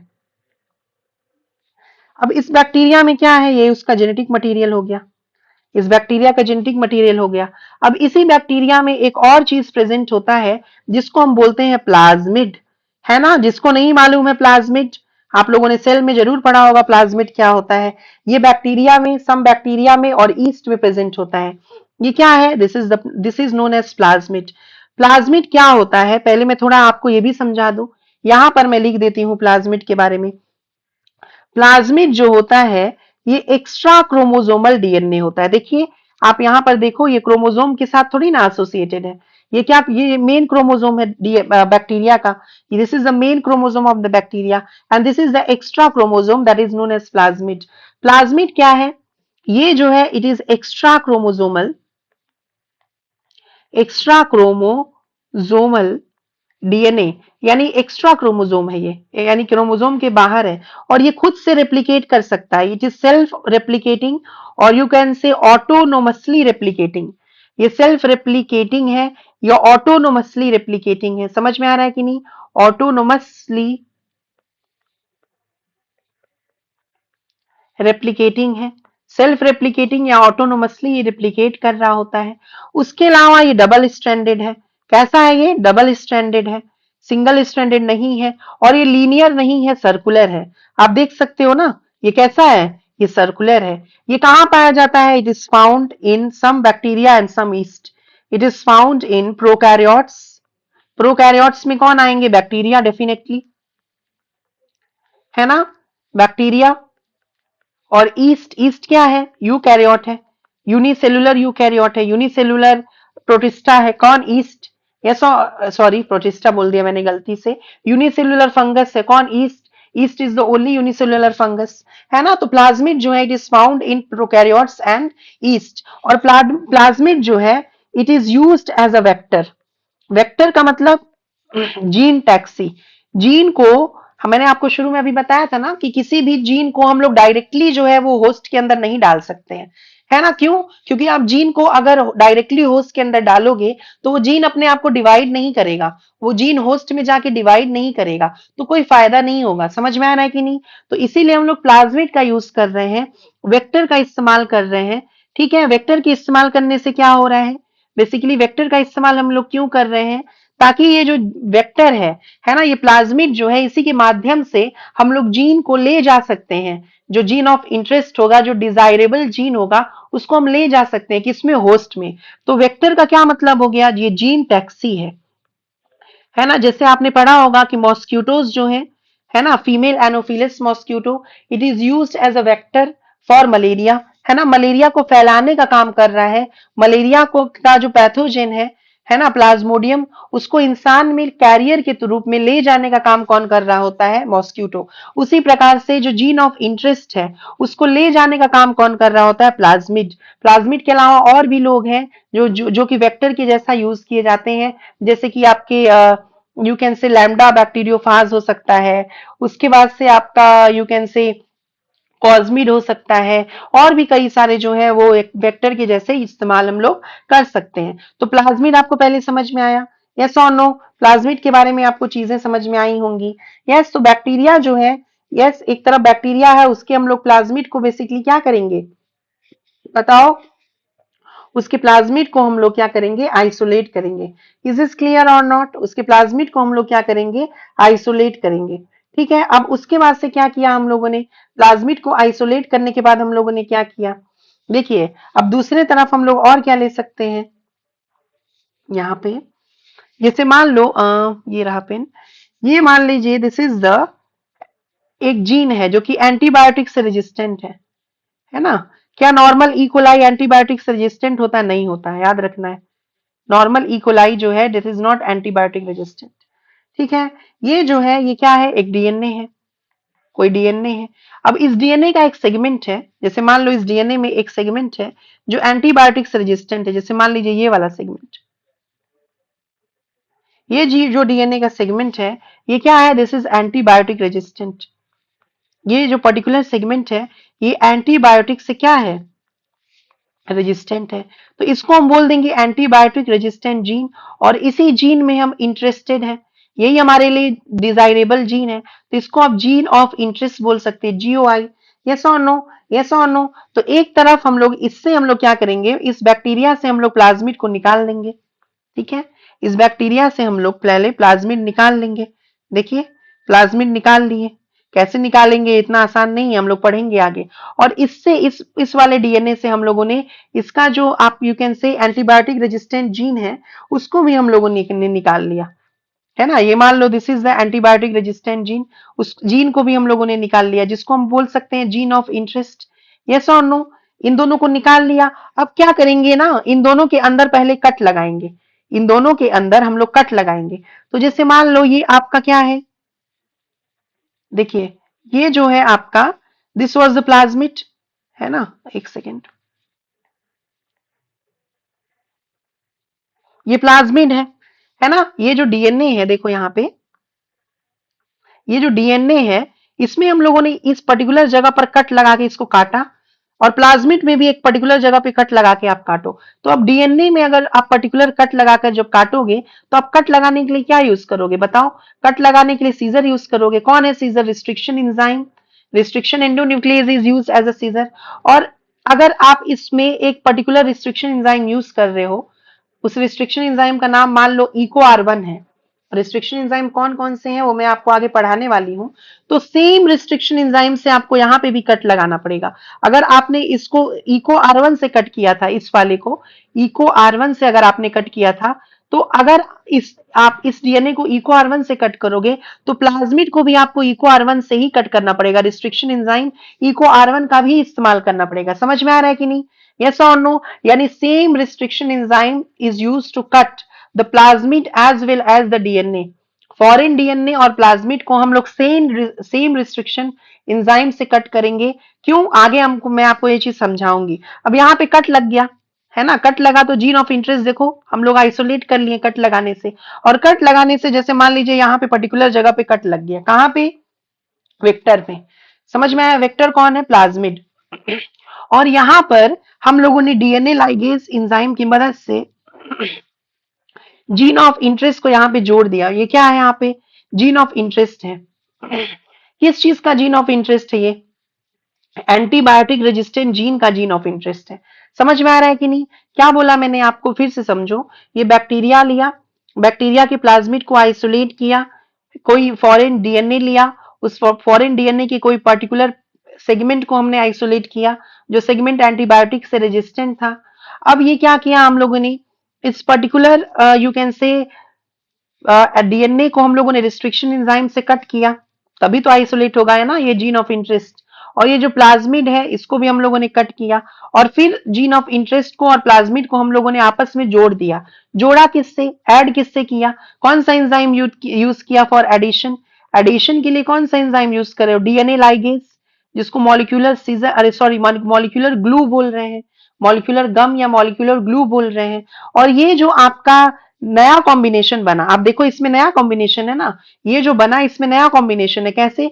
यहां से लेकर यहां तक का जो रीजन है ये प्लाज्मिड का है, और यहां से यहां तक का जो रीजन है ये जीन ऑफ इंटरेस्ट है। तो ये जो रीजन बना इसको हम बोलेंगे, इसी यू कैन से स्ट्रक्चर को बोलेंगे, इसी डीएनए को बोलेंगे रिकॉम्बिनेंट डीएनए। इसको आप रिकॉम्बिनेंट डीएनए बोल सकते हो, या आप इसको रिकॉम्बिनेंट प्लाज्मिड भी बोल सकते हो। समझ में आ रहा है कि नहीं? You can call it recombinant DNA, और you can also call it recombinant plasmid. Is this clear और नॉट? इसको आप क्या बोलोगे? रिकॉम्बिनेंट डीएनए बोलोगे या रिकॉम्बिनेंट प्लाज्मिड बोलोगे। ये जो प्लाज्मिड है ये वेक्टर की तरह यूज कर रहे हैं। समझ में आ रहा है कि नहीं? अब हम लोग क्या करेंगे? अब हम लोग एक सुइटेबल होस्ट खोजेंगे, है ना। जैसे मान लीजिए इसमें हम लोगों ने होस्ट ले लिया इकोलाई। इकोलाई जो है ये क्या है? It is the host. Host कुछ भी हो सकता है, एनिमल, प्लांट, ईस्ट, लेकिन ज्यादातर होस्ट हम इकोलाई लेते हैं क्योंकि ये it is easy to grow, है ना। इसका लाइफ स्पेन कम है, 20 मिनट्स का ही है, तो बहुत जल्दी प्रोडक्ट दे सकती है। और नेचुरली इकोलाई जो है वो एंटीबायोटिक रेजिस्टेंस नहीं रखती। अब क्या करेंगे? ये जो आपका प्लाज्मिड है ना, इसके अंदर डाल देंगे। किसके अंदर? इस इकोलाई के अंदर। इस इकोलाई के अंदर अपना खुद का भी जेनेटिक मटेरियल होगा। ये क्या है? ये इस इकोलाई का मेन क्रोमोसोम है। समझ में आ रहा है कि नहीं? अब हम लोगों ने क्या किया? इस प्लाज्मिड को, ये जो रिकॉम्बिनेंट डीएनए है, इसको हम लोगों ने डाल दिया। किसमें डाल दिया बताओ? इकोलाई में डाल दिया। यस और नो? ये देखो, ये जो आपका इकोलाई है इसमें हम लोगों ने डाल दिया। यस, ये आपका जो इकोलाई है होस्ट, उसमें हम लोगों ने रिकॉम्बिनेंट प्लाज्मिड डाल दिया। अब ये जो आपका प्रोसेस है जिसमें हम लोग रिकॉम्बिनेंट डीएनए को किसी होस्ट के अंदर डालते हैं, उस प्रोसेस को हम बोलते हैं transformation. Yes or no? Transformation is the process in which the recombinant DNA is actually transformed into the host. और जब होस्ट के अंदर रिकॉम्बिनेंट प्लाज्मिड चला गया, देखिए यहाँ पे रिकॉम्बिनेंट प्लाज्मिड जो है वो होस्ट के अंदर चला गया, तो अब ये जो होस्ट है इसको हम क्या बोलेंगे? इसको हम बोलेंगे ट्रांसफॉर्मेंट। इसको हम क्या बोलेंगे? ट्रांसफॉर्मेंट। यस और नो? यस और नो? Tell me. और ये जो आपका प्लाज्मिड होगा, ये जो आपका वेक्टर है, प्लाज्मिड क्या है बच्चा? या ये क्या है? ये वेक्टर है। तो जो भी वेक्टर होता है उसके पास एक साइट होता है, उसको बोलते हैं ओरी साइट। क्या बोलते हैं? Origin of replication. वेक्टर का फीचर्स मैं आगे आपको चलकर पढ़ाऊंगी। वेक्टर के पास होता है ऑरिजिन ऑफ रेप्लिकेशन, और इसी ऑरिजिन ऑफ रेप्लिकेशन के साथ डीएनए पॉलीमरेज एंजाइम आकर जुड़ता है और अपनी कॉपीज बनाने लगता है। आई रिपीट, जो प्लाज्मिड होता है या जो वेक्टर होता है उसके पास ऑरिजिन ऑफ रेप्लिकेशन होता है, ओरी साइट होता है, और ओरी साइट के साथ डीएनए पॉलीमरेज एंजाइम जुड़ता है और उसके साथ अपनी कॉपीज बनाने लगता है। सिंपल लैंग्वेज में आप समझिए, आपने मॉलिक्यूलर बेसिस ऑफ इनहेरिटेंस में भी पढ़ा होगा। समझ में आ रहा है कि नहीं? तो ओरी साइट होता है इन वेक्टर्स के पास, जिसके थ्रू ये अपने कॉपीज बना सकते हैं। देखो मैंने वेक्टर में बताया है कि ये क्या है, ये आपके एक्स्ट्रा क्रोमोसोमल है और सेल्फ रेप्लिकेटिंग है। यानी जो एक अच्छा वेक्टर वही है जो कि होस्ट के अंदर जाकर मेंटेन कर सके अपने आप को, अपनी कॉपीज बना सके होस्ट के अंदर। और तो और जब होस्ट का जो सेल है वो डिवाइड करे, तो उस सेल्स को डिवाइड करने के बाद उन सेल्स में भी अपनी कॉपीज बना सके। देखिए कैसे, मैं क्या बताना चाह रही हूं कि ये अब ई कोलाई जो है ना, अब इस ई कोलाई के अंदर, ये जो ई कोलाई है इसके अंदर ये क्या करेगा, ये जो प्लाज्मिड है, ये तो आपका होस्ट का मेन क्रोमोसोम हो गया। अब ये जो प्लाज्मिड है ये क्या करेगा इस होस्ट के अंदर, ये प्लाज्मिड अपने होस्ट के अंदर क्या करेगा, अपनी कई सारी कॉपी बनाएगा, है ना। जैसे मान लो ये होस्ट है, इसके अंदर जो प्लाज्मिड है इसने अपना क्या कर लिया, देखो 4 कॉपी बना लिया। समझ में आ रहा है? इसको क्या बोलेंगे, नंबर ऑफ कॉपीज जो कि प्लाज्मिड बना रहे हैं उसको क्या बोलेंगे, we are calling it copy number. Is this clear और नॉट? तो can you see the host जो है ये अपना क्या कर रहा है, बेसिकली द जो आपका होस्ट है, होस्ट के अंदर जो प्लाज्मिड है वो क्या कर रहा है, प्लाज्मिड जो है उसके पास जीन ऑफ इंटरेस्ट है ना, उसके पास डिजायरेबल जीन है, और ये प्लाज्मिड जो है वो सेल्फ रेप्लिकेटिंग है। तो प्लाज्मिड अपना नंबर बढ़ा रहा है, और प्लाज्मिड जब अपना नंबर बढ़ा रहा है तो उसके साथ साथ जो जीन ऑफ इंटरेस्ट है, जो डिजायरेबल जीन है, उसका नंबर भी तो बढ़ते जा रहा है। यस और नो? Are you understanding? तो ये जो है this is the gene of interest. तो प्लाज्मिड जब अपने आप को डिवाइड कर रहा है तो उसके जीन्स भी अपने आप को डिवाइड कर रहे हैं, और जीन ऑफ इंटरेस्ट जो है वो क्या हो रहा है, वो अपने आप को डिवाइड करते जा रहा है। समझ में आ रहा है कि नहीं? तो एक अच्छा वेक्टर वही जो है जो कि होस्ट के अंदर जाकर अपने आप को मेंटेन कर सके, होस्ट के अंदर जाके अपने आप को डिवाइड कर सके, और जब प्लाज्मिड डिवाइड करे तो जीन भी उसके साथ मल्टीप्लाई करे, वो भी डिवाइड, उसका भी जो यू कैन से नंबर इंक्रीज होते जाए। यस और नो? और फिर जब इकोलाई मल्टीप्लाई करे, है ना, इकोलाई जो है जब ये क्या करेगा बेसिकली, जब 1 से 2 बनेगा, इकोलाई भी तो अपने आप को डिवाइड करके 2 बनाएगा ना। यस और नो? जब इकोलाई ने अपने आप को डिवाइड करके 2 बनाया, देखिए अपने आप को 2 बनाया, कौन, इकोलाई। तो अब इकोलाई जो है जब इसमें आपका यू कैन से रिप्रोडक्शन हुआ, इसमें जब इकोलाई 1 से 2 बना, तो ये जो आपका यू कैन से जेनेटिक मटेरियल है ना, ये जो जेनेटिक मटेरियल है, ठीक, या फिर जो प्लाज्मिड है, प्लाज्मिड जो है एक्स्ट्रा क्रोमोसोमल डीएनए, ये दोनों के दोनों देखिए इसमें चला आएगा, दोनों के दोनों आपका इकोलाई में चला आएगा। यस और नो? ये मान लो इसका मेन क्रोमोसोम है, अब इसमें जीन ऑफ इंटरेस्ट है, ये वाला जीन ऑफ इंटरेस्ट है मान लीजिए। अब can you see the gene of interest is dividing rapidly? Yes और नो? जीन ऑफ इंटरेस्ट अब इसमें इससे फिर से अगर बना, इससे फिर से डिवीजन हुआ, फर्दर और डिवीजन हुआ, तो समझ में आ रहा है कि नहीं? तो क्या बताया मैंने आपको, तो आप देख रहे हो जीन के क्लोन्स बन रहे हैं कि नहीं बन रहे हैं, जीन के क्लोन्स बन रहे हैं कि नहीं। तो क्या बोला मैंने, एक बैक्टीरिया है ना, उस बैक्टीरिया का प्लाज्मिड हम लोगों ने निकाला, इसी प्लाज्मिड को हम लोग एज अ वेक्टर इस्तेमाल करने वाले हैं। समझ में आ रहा है कि नहीं? यस। अब ये जो फॉरेन डीएनए है, फॉरेन डीएनए में कोई पर्टिकुलर सेगमेंट है जिसमें हम इंटरेस्टेड हैं, तो उस पर्टिकुलर सेगमेंट को हम रिस्ट्रिक्शन एंजाइम से कट कर लेंगे। सेम रिस्ट्रिक्शन एंजाइम से हम बैक्टीरिया को भी कट करेंगे। बैक्टीरिया को कौन से पार्ट को कट कर रहे हैं, प्लाज्मिड को।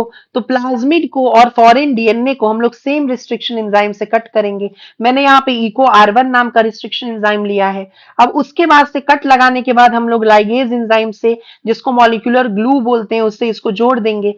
तो ये जो नया कॉम्बिनेशन बना उसको हम बोलेंगे रिकॉम्बिनेंट डीएनए या प्लाज्मिड, या रिकॉम्बिनेंट प्लाज्मिड। प्लाज्मिड तो पहले भी था, रिकॉम्बिनेंट डीएनए या रिकॉम्बिनेंट प्लाज्मिड के नाम से इसको हम जानेंगे।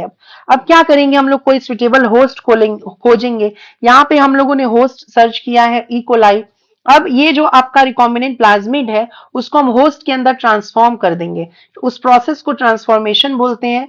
और इकोलाई के अंदर जब चला गया क्या चीज, डीएनए जो कि रिकॉम्बिनेंट डीएनए था, तो उसको हम ट्रांसफॉर्मेंट बोलेंगे।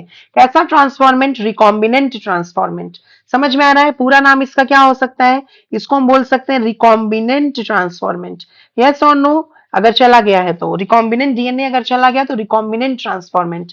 अब ये जो वेक्टर है इसके पास ये कैपेबिलिटी है कि ये सेल्फ रेप्लिकेटिंग है, तो वेक्टर अपने नंबर को देखिए बढ़ाया, उसको कॉपी नंबर बोलेंगे।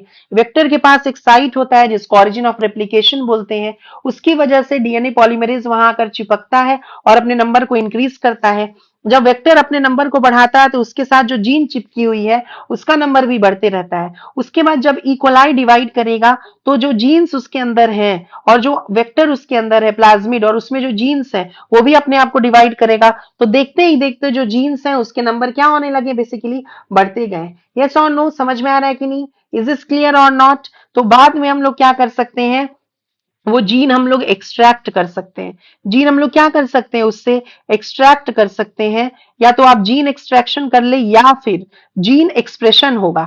जीन एक्सप्रेशन का मतलब हर जीन अपने आप किसी न किसी पर्टिकुलर प्रोटीन के लिए कोड करता है ना। जीन क्या करता है, पर्टिकुलर प्रोटीन के लिए कोड करता है। तो जो इंफॉर्मेशन उस जीन के अंदर स्टोर्ड होगी वो इंफॉर्मेशन वो एक्सप्रेस कर देगी। समझ में आ रहा है कि नहीं? जीन एक्सप्रेशन जो है इसका मतलब क्या है, information stored in a gene. Gene के अंदर जो इंफॉर्मेशन स्टोर्ड है, stored in a gene, gets converted, वो कन्वर्ट हो जा रहा है किसमें, गेट्स कन्वर्टेड इनटू प्रोटीन। यानी किसी भी जीन के अंदर जो इंफॉर्मेशन स्टोर है वो किसमें कन्वर्ट हो गया, प्रोटीन में। उसी को क्या बोलते हैं, जीन एक्सप्रेशन। तो मान लीजिए वो जीन जो था वो किसी एंजाइम के लिए था तो एंजाइम्स बन जाएंगी। तो सोचो इसको हम लोग लार्ज स्केल में कर रहे हैं, उसके लिए एक बड़ा सा वेसल का इस्तेमाल भी करते हैं जिसमें हम इकोलाई ग्रो करेंगे। उसको बड़े वेसल को बोलेंगे बायो रिएक्टर, जिसमें हम लोग लार्ज नंबर में क्या करेंगे, कमर्शियल प्रोडक्ट्स का यू कैन से क्रिएशन करेंगे, बनाएंगे, मैन्युफैक्चरिंग करेंगे। तो इंजाइम्स हमें मिल जाती हैं, बाद में हम इंजाइम्स को एक्सट्रैक्ट कर लेंगे, उसको प्यूरिफाई वगैरह करेंगे, उस प्रोसेस को डाउन स्ट्रीम प्रोसेसिंग बोलते हैं। तो आई होप पहले इतनी चीजें जो हैं वो आपको क्लिस्टर क्लियर हुई होंगी, जरूर से जरूर। समझ में आ रहा है कि नहीं आ रहा है? इतनी चीजें समझ में आई कि नहीं आई आपको? बोलो, आई होप समझ में आई होंगी। अब हम लोग पढ़ते हैं construction of first artificial recombinant DNA. देखो ये आपको पढ़ना पड़ेगा, एनसीईआरटी में दिया हुआ है। क्या बोला मैंने, कंस्ट्रक्शन ऑफ फर्स्ट रिकॉम्बिनेंट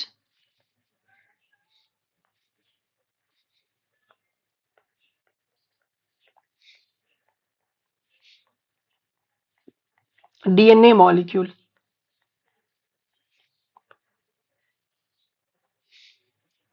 अब ये किसने किया था बताइए? ये किया था, ये नाम याद रखना पड़ेगा, एनसीईआरटी बोलती है, स्टैनले कोहेन और उसका साथी हर्बर्ट बोयर। कब किया था उन्होंने, कब अकम्प्लिश किया था ये, 1972 में। 1972 में क्या और कुछ हुआ था, याद आ रहा है क्या? सेल चैप्टर में आपने पढ़ा है ना? आप कमेंट बॉक्स में लिख के दिखाइए क्या हुआ था, है ना? याद करो, फ्लूइड मोजैक मॉडल, यस और नो, कौन दिया था, सिंगर एंड निकोलसन। कब, 1972 में। यस और नो, तो ऐसे आप क्या करोगे, रिलेट करके भी याद कर सकते हैं चीजें। अब सबसे पहली बार जो रिकॉम्बिनेंट डीएनए है वो किसने बनाया था, स्टैनली कोहेन और हर्बर्ट बोयर ने।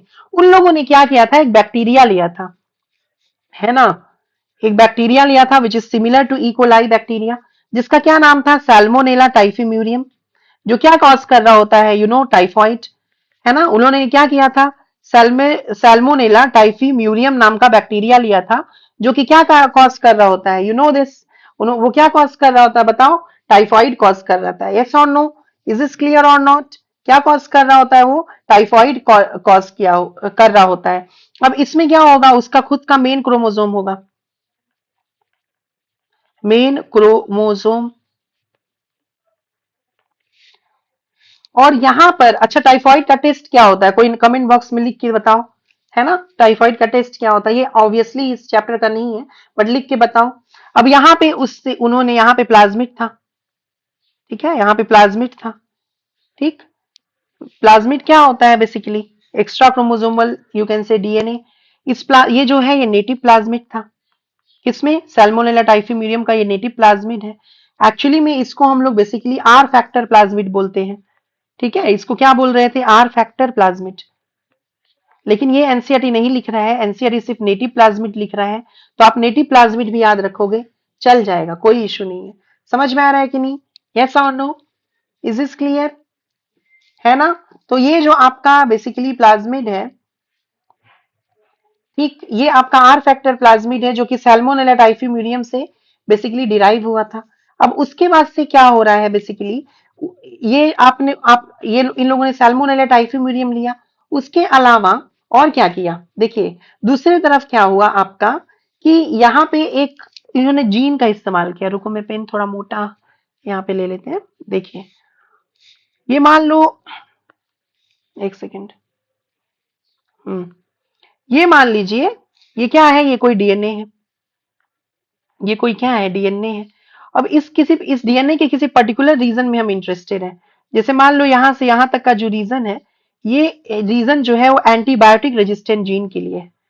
एंटीबायोटिक रेजिस्टेंट जीन, उस समय जो एंटीबायोटिक रेजिस्टेंट जीन उन लोगों ने लिया था वो टेट्रासाइक्लिन या कैनामाइसिन था। समझ में आ रहा है कि नहीं? ये एंटीबायोटिक रेजिस्टेंट जीन का ये जो पोर्शन है वो है। अब यहाँ पे क्या किया इन लोगों ने, बेसिकली स्टैनली कोहेन और हर्बर्ट बोयर ने, इन लोगों ने क्या किया कि सैल्मोनेला टाइफीम्यूरियम में से वो नेटिव प्लाज्मिड एक्सट्रैक्ट किया और किसी फॉरेन डीएनए में से इन्होंने एंटीबायोटिक रेजिस्टेंट जीन भी एक्सट्रैक्ट किया। समझ में आ रहा है ना? तो यहाँ पे कैसे एक्सट्रैक्ट करेंगे, कट लगाना पड़ेगा ना, यस और नो, कट लगाना पड़ेगा। जैसे मान लो ये आपका हो गया, this is the native plasmid, और ये जो है दिस इज द, रुको दूसरा कलर लेने दो मुझे, ये जो है this is the antibiotic resistant gene, जिसको हम जीन ऑफ इंटरेस्ट भी बोल सकते हैं, क्योंकि ये डिजायरेबल जीन है भाई। डिजायरेबल जीन को हम जीन ऑफ इंटरेस्ट बोल देते हैं, है ना?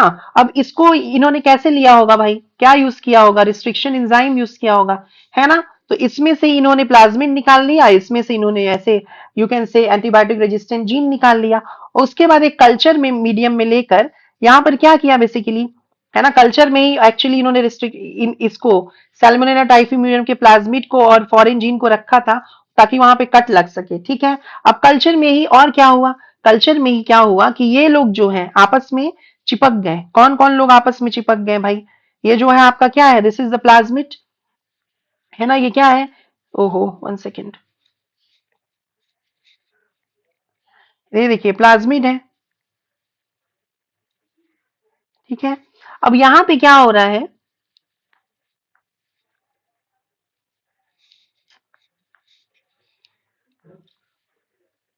देखिए यहाँ पे कट लगेगा, कट किससे लगा, रिस्ट्रिक्शन एंजाइम। क्या सेम रिस्ट्रिक्शन एंजाइम यूज करेंगे, बिल्कुल। यहाँ पे ये एंटीबायोटिक रेजिस्टेंट जीन जो है देखिए मर्ज हो गया। तो ये जब मर्ज हुआ, है ना, क्या बोला मैंने, फिर से सुनो जो जिनको नहीं समझ में आया। सबसे पहला जो रिस्ट्रिक्शन एंजाइम था वो स्टैनले कोहेन और हर्बर्ट बोयर ने 1972 में बनाया। उन्होंने क्या किया, सैल्मोनेला टाइफीम्यूरियम में से नेटिव प्लाज्मिड निकाला और एक फॉरेन यू कैन से डीएनए में से एंटीबायोटिक रेजिस्टेंट जीन निकाली और उसको साथ में मतलब पहले कट किया रिस्ट्रिक्शन एंजाइम मॉलिक्यूलर सीजन का इस्तेमाल करके। देखो अगर आपसे क्वेश्चन आता है कि कौन सा ऐसा डिस्कवरी है जिसने बायोटेक्नोलॉजी को पॉसिबल बनाया, तो सबसे जो रिमार्केबल डिस्कवरी है वो है रिस्ट्रिक्शन एंजाइम की। रिस्ट्रिक्शन एंजाइम की जो डिस्कवरी है आप नोटबुक में नोट डाउन कर लो, it is the most remarkable discovery that has actually made the you can say biotechnology possible, है ना। इसके बिना बायोटेक्नोलॉजी पॉसिबल नहीं थी। रिस्ट्रिक्शन एंजाइम से उन्होंने उसने प्लाज्मिड को कट किया और फॉरेन जो डीएनए है उसको कट किया, जीन ऑफ इंटरेस्ट निकाला और बाद में डीएनए लाइगेज की मदद से, कौन सी मदद से वो जोड़ेंगे, ऑब्वियस सी बात है डीएनए लाइगेज की मदद से उसको जोड़ लिया। तो ये क्या बन गया आपका, this is known as recombinant DNA. इसको इसमें नया कॉम्बिनेशन बना ना भाई, इसमें क्या बना, नया कॉम्बिनेशन बना, इसीलिए आप इसको रिकॉम्बिनेंट डीएनए बोलोगे या इसको आप बोल सकते हो रिकॉम्बिनेंट प्लाज्मिड। और ये जो टेक्नोलॉजी है इसको बोलेंगे रिकॉम्बिनेंट डीएनए टेक्नोलॉजी। समझ में आ रहा है कि नहीं? तो ये इसी तरह से आपका सबसे पहली बार यस कोहेन और बोयर ने क्या किया, रिकॉम्बिनेंट डीएनए या रिकॉम्बिनेंट प्लाज्मिड बनाया सबसे पहली बार, फर्स्ट रिकॉम्बिनेंट डीएनए। और उसके बाद से उन्होंने क्या किया, इसको अपने से सिमिलर साल्मोनेला टाइफीम्यूरियम से निकाला था बैक्टीरिया से, और उसी से मिलता जुलता बैक्टीरिया है कौन, इकोलाई, है ना। इकोलाई के अंदर जो कि इसको होस्ट के रूप में यूज कर रहे हैं हम लोग, इसके अंदर क्या कर दिया, इसको ट्रांसफर कर दिया। देखो इकोलाई के अंदर क्या कर दिया, इसको बेसिकली ट्रांसफर कर दिया इकोलाई के अंदर, है ना। कैसे, देखो यहाँ पे ये क्या है, ये देखिए यहाँ पर क्या है, इस ये क्या है आपका, this is known as recombinant DNA. Recombinant DNA को क्या कर दिया, इकोलाई के अंदर ट्रांसफर कर दिया। इस प्रोसेस को क्या बोलते हैं हम, ट्रांसफॉर्मेशन। और इकोलाई जिसके अंदर ट्रांसफॉर्मेशन हुआ है उसको हम क्या बोलेंगे, उसको हम बोलेंगे ट्रांसफॉर्मेंट। समझ में आया कि नहीं, how the first recombinant DNA was actually created. I hope I am clear. ठीक है, समझ में आ गया होगा बच्चों, है ना। सबसे पहली बार रिकॉम्बिनेंट डीएनए कैसे बना था, ये बातें समझ में आपको आई होंगी, यस और नो। तो देखिए, अभी तक जो आपने चीजें समझी, अकॉर्डिंग टू एनसीईआरटी अगर हम लोग चले तो तीन जो स्टेप्स होते हैं वो इंपॉर्टेंट रोल प्ले करते हैं जेनेटिकली मॉडिफाई करने के लिए ऑर्गेनिजम्स को। ये एनसीईआरटी की लाइन है जो हम लोग अभी एनसीईआरटी में पढ़ाऊंगी जस्ट, तो आपको याद रखने की जरूरत पड़ेगी। देखिए, थ्री इज बेसिक स्टेप। देखो, वेक्टर का क्या फीचर हुआ, कौन अच्छा वेक्टर माना जाएगा। वेक्टर क्या है, देखिए वेक्टर वही है ना जो कि बेसिकली अब एक सेकेंड, जो बेसिकली क्या करें, देखो वेक्टर क्या है, जो जीन ऑफ इंटरेस्ट को अपने अंदर कंबाइन करके होस्ट के अंदर ट्रांसफर कर सके। एक तो ये है, और होस्ट के अंदर अपने आप को मेंटेन कर सके। यस, उसके अलावा उसमें ओआरआई साइट होनी चाहिए ताकि वो अपने आप को सेल्फ रेप्लिकेट कर सके, और जब वो रेप्लिकेट करे तो उसके साथ जीन ऑफ इंटरेस्ट भी रेप्लिकेट हो। और जब होस्ट डिवाइड करे, जब बैक्टीरिया डिवाइड करे, तो उसके साथ जो वेक्टर है वो भी अपने आप को डिवाइड करे, उसमें जो जीन्स है वो भी अपने आप को डिवाइड करे, ताकि जब जीन है आप या तो डायरेक्टली जीन को निकाल लो, या जब जीन अपने आप को एक्सप्रेस करेगी, जब जीन एक्सप्रेशन होगा तो पर्टिकुलर प्रोटीन बन जाएगा। वो प्रोटीन कुछ भी हो सकता है, vaccine, enzyme, antibiotics, hormones etcetera, और बाद में हम उसको एक्सट्रैक्ट कर सकें। समझ में आ रहा है कि नहीं। तो बेसिकली तीन क्या बेसिक स्टेप्स हो सकते हैं जेनेटिकली मॉडिफाई करने के लिए ऑर्गेनिजम्स को, उसके बारे में हम लोग यहाँ पर बात कर रहे हैं। तो three basic steps in genetically modifying an organisms, in genetically modifying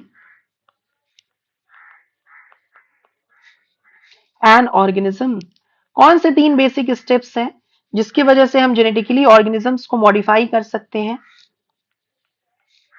पहला क्या हो जाएगा, सबसे पहले हम आइडेंटिफाई करेंगे, ये सब एनसीईआरटी में दिया हुआ, अभी मैं पढ़ाऊंगी। सबसे पहले हम आइडेंटिफिकेशन करेंगे, किसका, डीएनए का, जिसमें क्या है, डिजाइरेबल जीन है।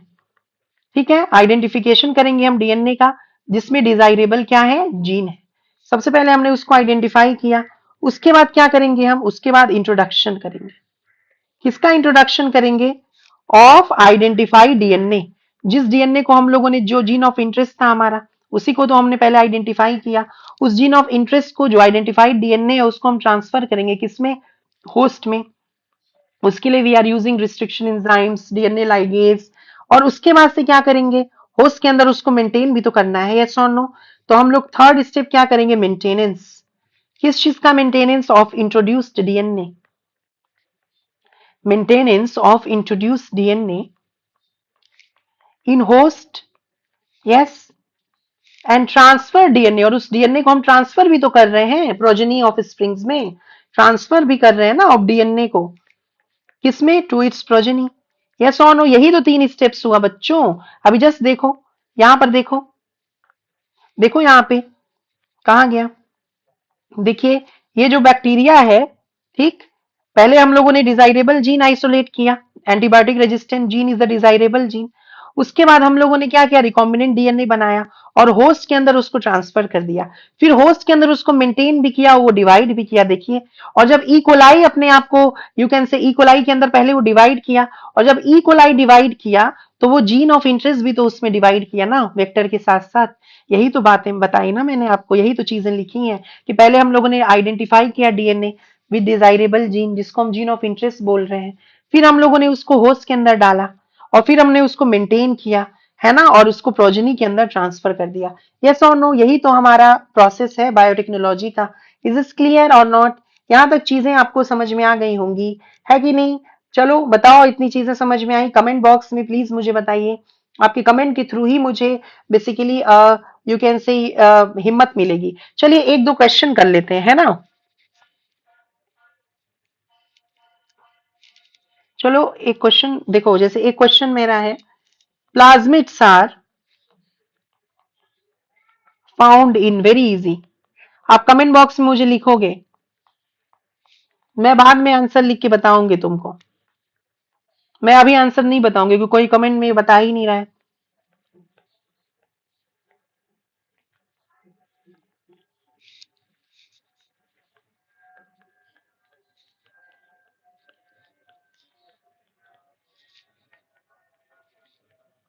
चलो ये मुझे बताओ आप लोग आंसर लिख के।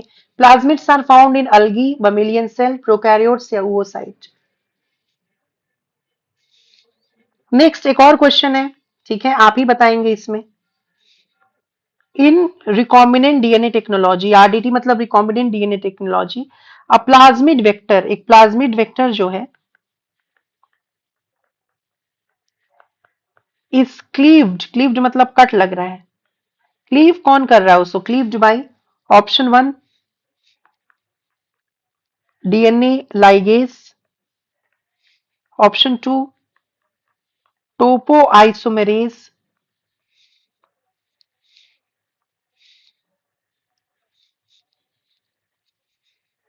Option three the same enzyme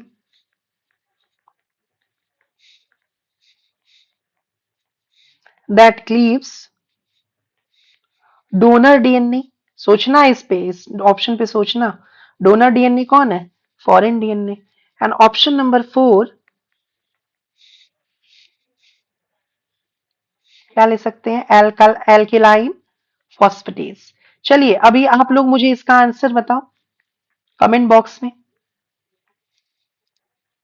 तेज, ठीक है। अब मुझे आंसर बताइए मुझे कमेंट बॉक्स में। चलो नेक्स्ट क्वेश्चन नंबर थ्री, ठीक है, अभी मैं एनसीईआरटी रीड कराऊंगी आपको। Who is given the credit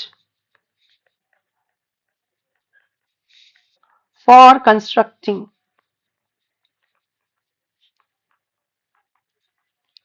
first recombinant DNA. पहला है आपका Hargobind Khorana, Hargobind Khurana.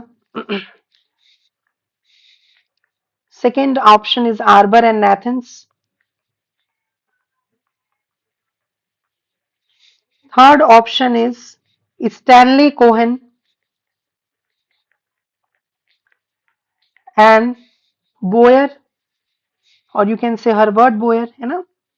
And fourth option हम लोग ले सकते हैं, चलो पॉल बर्ज ले लेते हैं। चलो ठीक है, अब मुझे आंसर आपको आपसे मिलना चाहिए कमेंट बॉक्स में। I am not going to tell you the answer, ठीक है। ये मैं आंसर नेक्स्ट क्लास में बताती हूँ, ठीक है। अब चलो, अब ये एनसीईआरटी एक बार रीड करते हैं। चलिए एनसीईआरटी रीड करेंगे। देखो, biotechnology deals with techniques of using live organisms और enzymes from organisms to produce products and processes useful to humans, मैंने बता दिया था। In this sense making curd, है ना, ब्रेड और wine which are all microbe mediated processes could also be thought as a form of biotechnology, ये traditional biotechnology में आएगा। However, it is used in a restricted sense today to refer to such of those processes which use genetically modified organisms to achieve the same on a large scale, है ना। जैसे कि अभी हम लोग large scale में vaccine enzymes बनाते हैं बायोटेक्नोलॉजी का इस्तेमाल करके। फर्दर मेनी अदर प्रोसेस और technique are also included under biotechnology. For example in vitro fertilization बता ही दिया, leading to test tube baby, synthesizing a gene and using it, developing a DNA vaccine, ये भी बता दिया, और correcting a defective gene जो जीन थेरेपी में हम पढ़ेंगे, are all parts of biotechnology. The European Federation of Biotechnology has given a definition of biotechnology that encompasses both traditional view and modern molecular biotechnology. The definition given by EFB is as follows. Very very important, ये आपको line याद रखनी पड़ेगी, पूरा का पूरा line ही याद रखना पड़ेगा क्योंकि आपका नीट में डायरेक्ट यही लाइन दे देगा। हो सकता है आपको चार ऑप्शन दे, चारों सही लगे बायोटेक्नोलॉजी के लिए, लेकिन ये आंसर आपका करेक्ट होगा जो एनसीईआरटी में लिखा हुआ है, ये line by line. The integration of natural science, है ना, ऑर्गेनिजम्स जैसे बैक्टीरिया, ईस्ट, सेल पार्ट्स जैसे उसके एंजाइम्स ले सकते हैं, and molecular analog for product and service, बता दिया समझा दिया। प्रिंसिपल्स ऑफ बायोटेक्नोलॉजी दो हैं, जेनेटिक इंजीनियरिंग है ना, जिसमें technique to alter the chemistry और genetic material DNA and RNA to introduce into the host, है ना, and thus change the phenotype of the host organism. ऐसा होस्ट जिसको हम जिसका फिनोटाइप चेंज हो जा रहा है, जो कि एक्चुअली में वो कैरेक्टर पहले नहीं रख रहा था, लेकिन उसमें हम लोगों ने कुछ ऐसी जेनेटिक इंजीनियरिंग लगा दी कि उसके अंदर कोई नया कैरेक्टर आ गया। वैसे होस्ट को हम हेटेरोलोगस होस्ट बोलते हैं। हेटेरोलोगस होस्ट बोलते हैं, जो आगे आप पढ़ोगे भी। हेटेरोलोगस होस्ट मतलब ऐसा होस्ट जो नेचुरली कोई पर्टिकुलर फीचर नहीं कैरी कर रहा है, लेकिन हम लोग जबरदस्ती जेनेटिक इंजीनियरिंग के थ्रू उसको कैरी करवाने के लिए विवश कर दिए कोई पर्टिकुलर फीचर। वैसे होस्ट को हेटेरोलोगस होस्ट बोलते हैं। Next is bioprocess engineering, maintenance of sterile or microbial contamination free ambience in chemical engineering process to enable growth of only the desirable microbe or eukaryotic cell in large quantities for the manufacture of biotechnological products like antibiotics, vaccines, enzymes, etc. मैंने आपको समझा दिया था कि वही micro organisms का growth करवाएंगे जो हम चाहते हैं, जो हम नहीं चाहते हैं उसका ग्रोथ नहीं करवाएंगे। इसके लिए हम यूज करते हैं एंटीबायोटिक्स का, लेमिनार एयर फ्लो का, etcetera. Let us now understand the conceptual development of the principles of genetic engineering. You probably appreciate the advantages of sexual reproduction over asexual. You know, sexual reproduction permits variation, and variation is the raw material for evolution. The former, yani sexual reproduction, provides opportunities for variations and formation of unique combination of genetic setup, formulation of unique combination of genetic setup, some of which may be beneficial to the organism as well as the population. Asexual reproduction preserves genetic information. Yes, asexual reproduction भाई clone बना रहा होता है जिससे genetic information preserve हो रही है, while sexual reproduction permits variation. Asexual reproduction के जो ऑफस्प्रिंग्स है वो चेंजिंग इन्वायरमेंट में सर्वाइव नहीं कर पाएंगे, इसीलिए एसेक्सुअल रिप्रोडक्शन अच्छा नहीं माना जाता उतना। समझ में आ रहा है कि नहीं? Traditional hybridization procedures used in plants and animal breeding very often lead to inclusion and multiplication of undesirable genes along with the desirable gene, जैसा कि मैंने आपको एग्जाम्पल के थ्रू समझा दिया। The techniques of genetic engineering which include creation of recombinant DNA, कैसे बना मैंने आपको बताया। यूज ऑफ जीन क्लोनिंग यानी जीन की कॉपी बनाना और जीन को होस्ट में ट्रांसफर करना, जैसे gene transfer overcome this limitation and allows us to isolate and introduce only one or set of desirable genes without introducing undesirable genes into the target organisms. यहाँ ये बोलना चाह रहा है कि हाइब्रिडाइजेशन की वजह से कभी कभी अनडिजायरेबल कैरेक्टर्स भी नए ऑफ स्प्रिंग्स में आ जाते थे, लेकिन जेनेटिक इंजीनियरिंग से ये जो प्रॉब्लम है वो ओवरकम हो जाएगी। Do you no likely the fate of a piece of DNA which is somehow transferred into alien organism? मैं बताऊंगी। Most likely this piece of DNA would not be able to multiply, ये बताया भी था actually कि अकेला वो piece of DNA multiply नहीं करेगा। मल्टीप्लाई करने के लिए उसको क्या, हम किससे उसको जोड़ेंगे, उस एलियन पीस ऑफ डीएनए को किससे जोड़ेंगे हम? वेक्टर से। समझ में आ रहा है? वेक्टर को हम लोग यूज करेंगे, उस वेक्टर के अंदर हम लोग एलियन पीस ऑफ डीएनए को क्या कर देंगे, जोड़ देंगे, ताकि जब होस्ट के अंदर जाए तो वो सेल्फ रेप्लीकेट करे, और जब वेक्टर रेप्लीकेट करेगा तो जीन ऑफ इंटरेस्ट भी रेप्लीकेट करेगा। यस और नो? इसीलिए हम लोग वेक्टर का इस्तेमाल करते हैं, क्योंकि अकेला जो जीन होगा अगर हम लोग उसको ऑर्गेनिज्म के अंदर डालेंगे तो वो मल्टीप्लाई नहीं करेगा। इज दिस क्लियर और नॉट? देखिए फिर से पढ़िए। Do you know that the likely, क्या है, do you know the likely fate of piece of DNA which is somehow transferred into alien organism? अगर कोई पीस ऑफ डीएनए हम लोगों ने एलियन ऑर्गेनिजम्स में ट्रांसफर कर दिया तो क्या आप उसका किस्मत जानते हो? Most likely this piece of DNA would not be able to multiply itself in the progeny cells of the organism, but when it gets integrated into the genome of the recipient, लेकिन जब वो genome में जाएगा recipient के, तब वो जाकर क्या कर सकता है, अपने आप को रेप्लीकेट कर सकता है, या जब वेक्टर का इस्तेमाल करेंगे तब वो अपने आप को रेप्लीकेट मल्टीप्लाई कर सकता है। It may multiply and be inherited along with the host DNA.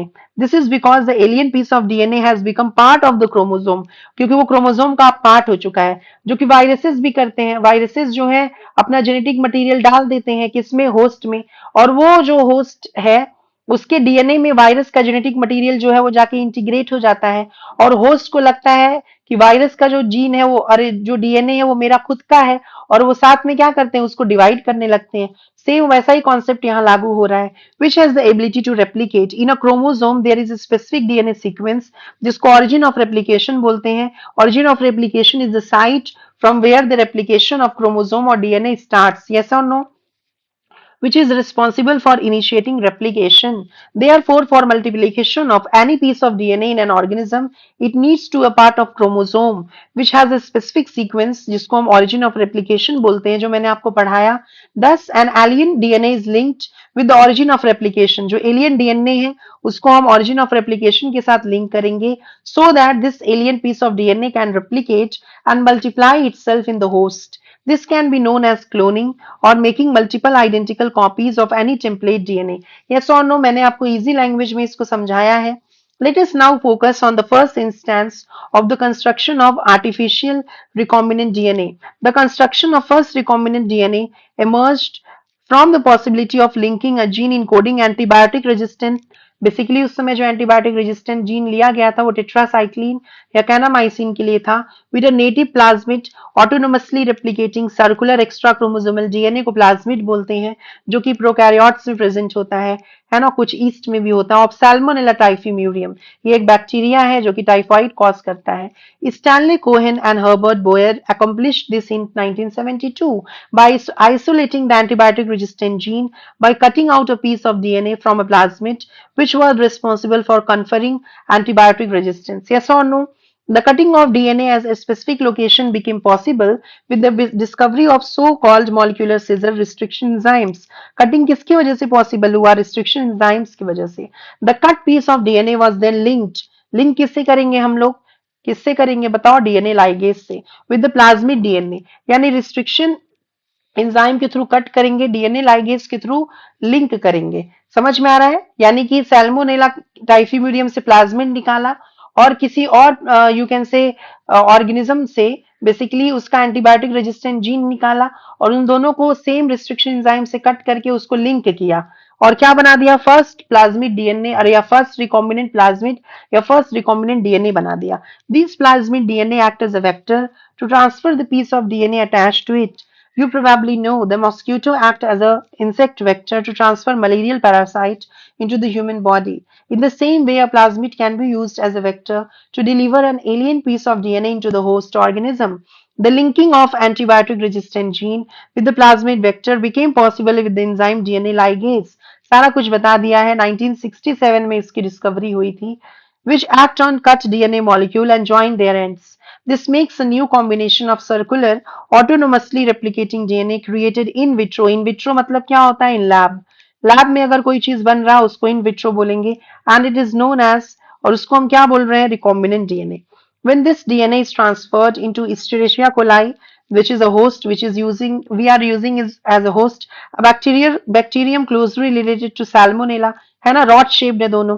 It could replicate using the new host DNA polymerase enzyme जैसा कि मैंने बताया था and make multiple copies. The ability to multiply copies of antibiotic resistant genes in E. coli was called cloning of antibiotic resistant gene in the E. coli. You can hence infer that there are three basic steps in genetically modifying an organisms. Identification of DNA with desirable gene, जो मैंने लिखवाया था, समझाया था. Introduction of identified DNA into the host. And maintenance of introduced DNA into the host and transfer of DNA to its progeny. Yes or no? Her line मैंने आपको अच्छे से समझाई है. मैंने सिंपल लैंग्वेज में आपको समझाया है. आई होप आपको चीजें समझ में आई होंगी. नेक्स्ट क्लास में हम tools of recombinant DNA technology करेंगे. जो मैंने आपको 3 क्वेश्चन दिए हैं वो आप कमेंट सेक्शन में लिख के मुझे जरूर बताइए. मिलते हैं आपसे नेक्स्ट क्लास में, है ना. Stay tuned with my channel. Thank you so much for watching. Bye students.